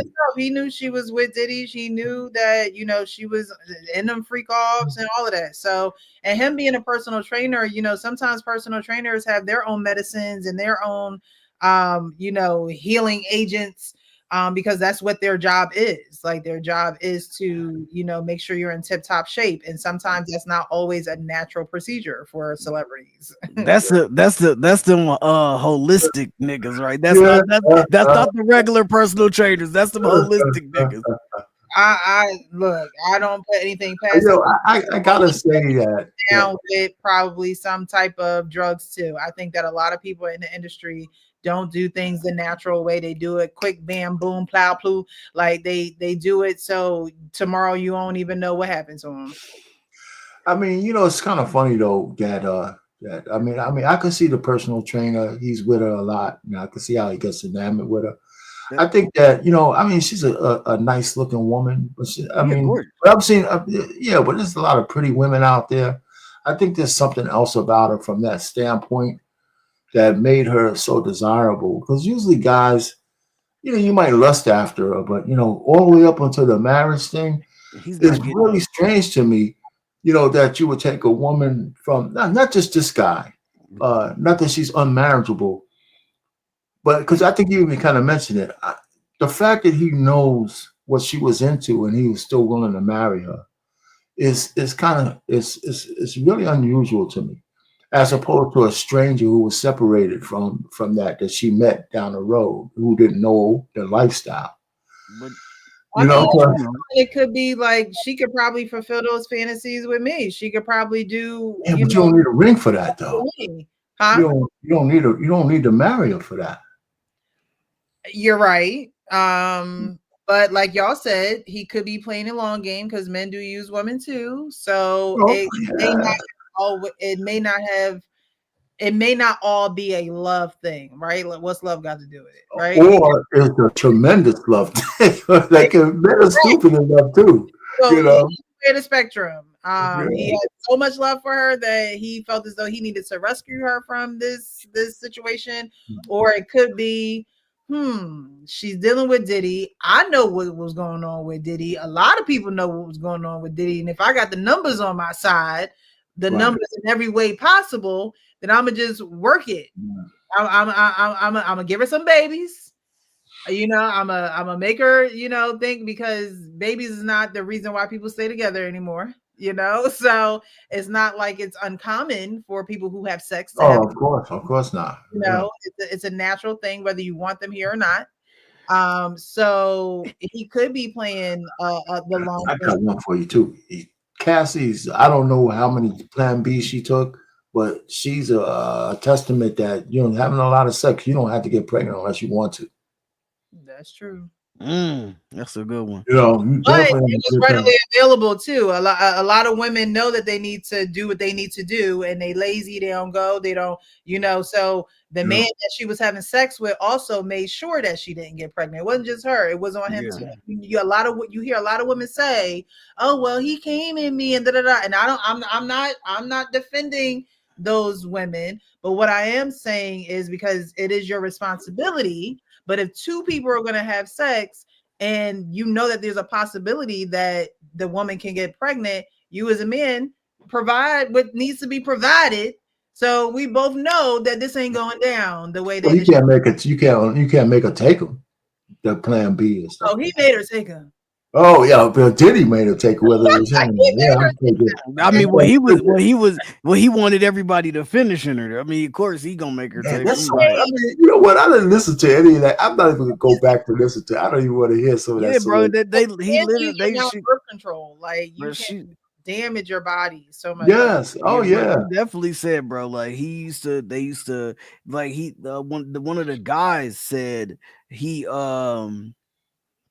that one time he had faked it, and he said that because like after they would finish, Diddy would take her to the back room, and then like what I'm saying, like whether it was like Cialis, Viagra, because they had Cialis there too, and so they was like what I'm saying, to stay hard long time or whatever. But they he's like, okay, boom, he would take her to the back to check.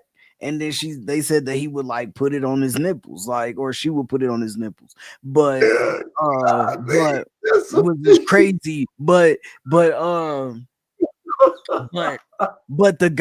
guy who was testifying said that he faked it one time, and they went back to the room, and then then Diddy came out and was like, "Are you sure that you finished?" You know what I'm saying? So it's like checking. Like to make sure that he really like finished in her. And then it's like, Diddy like to watch men having sex with guys. Like, did they have sex? Like, you know what I'm saying? She said rarely. Did you just like seeing other men with her? Like, was that like primarily your fantasy, and seeing the bodily fluids everywhere? And Jesus Christ! I told you that's one of the biggest. That's one of the biggest. It's one of the biggest, most watched fetishes on any porn site. Like, yeah. Damn, man, I'm old fashioned like a mama, and man. even then, like you think about too, like the same thing would be for like the glory hole. Like that's the same thing when people will put they like their wives will go to, because like I didn't realize how big the swinger community was until I moved to Colorado. Like when I very first moved to Colorado, one of my boys and his wife, they were swingers. I didn't know that. Like until he deployed, like till he left and got stationed in Korea, and they broke up, and she ended up coming back. And then like she ended up telling one of my other teammates about like some of the stuff that they was doing. And then one time I was downtown, and she used to dance downtown. And she was like, yeah, man, like me and Trent, man, we used to go, but damn, he don't watch. But so like me and T, we used to be up here, we used to go do this and this and this and this. Like literally, they would go to, to different spots around Colorado, and they would be doing their thing, man. Like all the swinger clubs, like just having a good time. Well, so anyway, it's it's an interesting case. We got, I don't know, man. I mean, people are just crazy, So these are good conversations. I just don't. We have a long way to go. And I'm mad at you, but I'll give you that on my way out of here. Who you mad at? Who? I'm mad at for leaving us hanging last week. For leaving us hanging. Listen, because I said, see, this is why these good conversations like this get people hooked.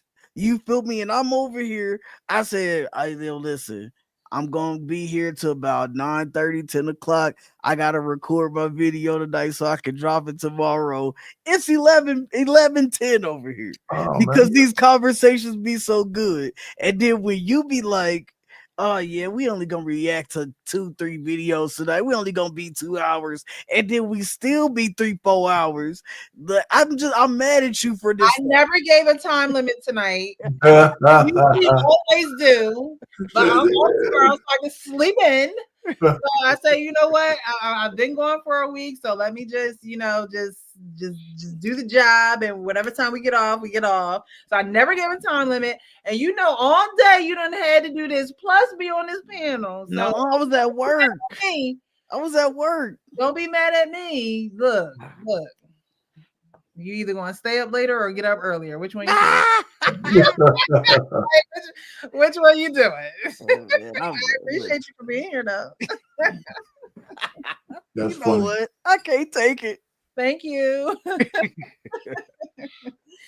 Well, that concludes this show. I appreciate y'all, Sean, as well as Uncle Ricky, for being here. Even those who are in the chat, those who sent some super chats. Thank you guys so much for supporting the platform. We appreciate you.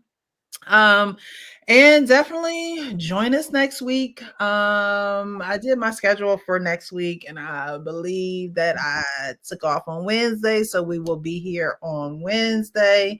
And I'm pretty sure we'll have more to the trial by then. And we'll talk more then about the trial. The whole, live won't be about the trial. Try and throw in some other videos as well, but I definitely appreciate you guys for being here. And I keep saying today is Thursday, but next Wednesday we will be live. Okay, we will be live next Wednesday. But I appreciate you guys. Thank you. Definitely hit that like button, subscribe to the channel, subscribe to the people who are on the platform as well. They have their own channels. Frank is on his way to being monetized, so definitely go over there, view his videos. He has a lot of great reactions on his channel, so definitely hit him up. And Arpain does a lot of his lives. He cooks with his family. He has, and the women, let the women tell it. Yeah, I haven't talked about it in a while. I got political reactions now. He has a lot of political reactions. The food, the music. So he does his thing as well on YouTube. So definitely go over and support. Yeah. I appreciate you guys for supporting me. And I always have to remember to tell myself to shout you guys out too, because week in and week out, you guys are here supporting, and you don't have to be, you could be doing something else. So I really, really appreciate you. I appreciate you sharing the channel with your audience as well, to allow the Real Precious to be streamed not only on this channel, but on other platforms where other people can see it and they can join the conversations as well. I think I've seen a couple of people say, hey, I just saw your name come up, or, I just saw you were live. And, that helps when you guys stream the live from your channels, because it just allows YouTube to say, hey, everybody watching this, what's going on? So thank you. But y'all know, I can't even go there yet. We didn't even do final thoughts. I'm about to dash. Be real with yourself, so you be more aroused. All right, bye, y'all. that was been cool one way or the other. You know, we you was good either way. Either way. I got to tell you, I was mad at you. So my final thoughts is good. Oh, that was your final thought. So he definitely let me go first, so he could tell you at the he can lay it on me. All right, go ahead. Actually, no, it's cool, man. It was you know, listen. Last week we missed you. You know, I said we were like jonesing. We were jonesing. You over. Did you send a picture out or something? You were somewhere doing something. Yes, I worked the air show. She's over there having fun. We're all doing DTs in the back. I was stressed. I was managing. Where's Precious? Right, she out here having a good time, and we Good over time. here. I thought it looked like fun. I'm glad I played it off and made it look like fun. Fun to me, okay. All right. So it's a good. And conduct the air show and make sure everything happened seamlessly and flawlessly, and which it did. So I'm grateful that it did. But I needed that rest. If I would have been live with y'all, I would have been no good. Okay. I hear you. I enjoy leaving us to our shenanigans. My birthday is on. I got a graduation party for a couple of my nieces to go to on Sunday. Okay. So we're gonna go out to Weehawk in a restaurant with the whole family.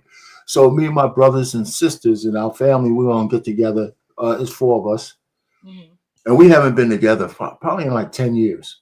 Wow. All of us in the same place because one of my brothers in Milwaukee. We're all over the place. Mm-hmm. And so that should be nice. And then my birthday is on Monday. Me and my youngest daughter, we share a birthday. So we're going to go have some fun there. So I mean, it's going to be good. So I'm off on Monday too. So I'm not going to do my Monday show. And that's about it. So it's cool. Well, enjoy. We got to remember it's your birthday. If you're still here watching, wish our Pain some happy early birthday wishes now. But I'll definitely keep you in mind for Monday. Reach back to you, say happy birthday to you and your daughter. Thank you for being here. I hope you guys have great family time and you enjoy your birthday. Your daughter enjoys her birthday, and your wife, she can do that birthday cake. Yeah, I can do it. I can do it out the quick. Come on, R-Pain, you gotta understand what she's talking about, right? Well, first of all, it hit me after I said it. I said, you know what? Pain said, I don't want no damn. As soon as I said that shit, I got it. You know what I'm saying? I said, hey, listen, we're a little slow on the uptake, what I mean. In the birthday suit, okay? Hey, and Pain, you gotta do it before you gotta do it before you go. You might as well. It's time to go ahead and eat some ass. that shit ain't happening. There ain't no birthday ass involved, man. That's the one thing that ain't happening. Go ahead and scratch it off your bucket list. It's not in the bucket list. It's not in the bucket list. Hey. Anyway, I'm done. Thank you. Frank, final thoughts. I already know you're mad at me. My bad. Okay. Let's see what he's bad at. I want to know what he's bad at. I'm telling you, I did the Pain, man. You brought up another one too. She out here frolicking, having a good time at the air show, gallivanting, having a crazy. got us all caught up in this live good conversation rigmarole, since that's the word of the night. Right. And we like some fiends over here, like we itching for the live show. If I could trade, I would have traded, okay? Because I felt like a truck hit me after that air show. It was a 2-day air show. Friday we set up. So honestly, this is a lot more relaxing than doing what I was doing. I'm glad y'all thought I was just chilling. On the airplanes, on the 757. We seen you, but nah, and then every time, man, she always gets us enthralled in these good conversations, and we be trapped right here. I'm like, okay, this is the second time I was supposed to record a video. No, okay, so yeah, 3. So I only left one time to do a video because we be having some good conversations over here. Some good people be coming up here. Uncle Rick, Coach Ferg, JT, R Payne, Sean, sometimes Sean brother. You know what I'm saying? The conversation just be so good, man. We just be having a good time. Lamont and Oh, yeah, we haven't seen Lamont in a while. yeah, but we just be having so much fun. The conversations just be flowing. People be talking crap back and forth, but you know what I'm saying? I'd be looking forward to Wednesdays, sometimes Thursdays, just to be in the realm of good conversation, with good people. And so, I definitely appreciate the invite. And hopefully, as like I said, I always say, like, hopefully we all grow together, you know what I'm saying? Like we all become one big ass community, or one small community, but end up becoming, the creators that we want to become, you know what I'm saying? And we all push each other, we all help each other, and we all just see each other grow in this content creation world. So I definitely appreciate you for having me up here, and I appreciate the good conversation. Of course, I appreciate you guys for being here. So thank you, thank you, thank you. Thank you to Uncle Rick. Thank you to Sean, who was here as well. And y'all know my closing words are going to be keep it real with yourself so you can keep it real with everyone else. Thank you guys so much for being here. We'll see you next time. Happy Friday. Happy Friday.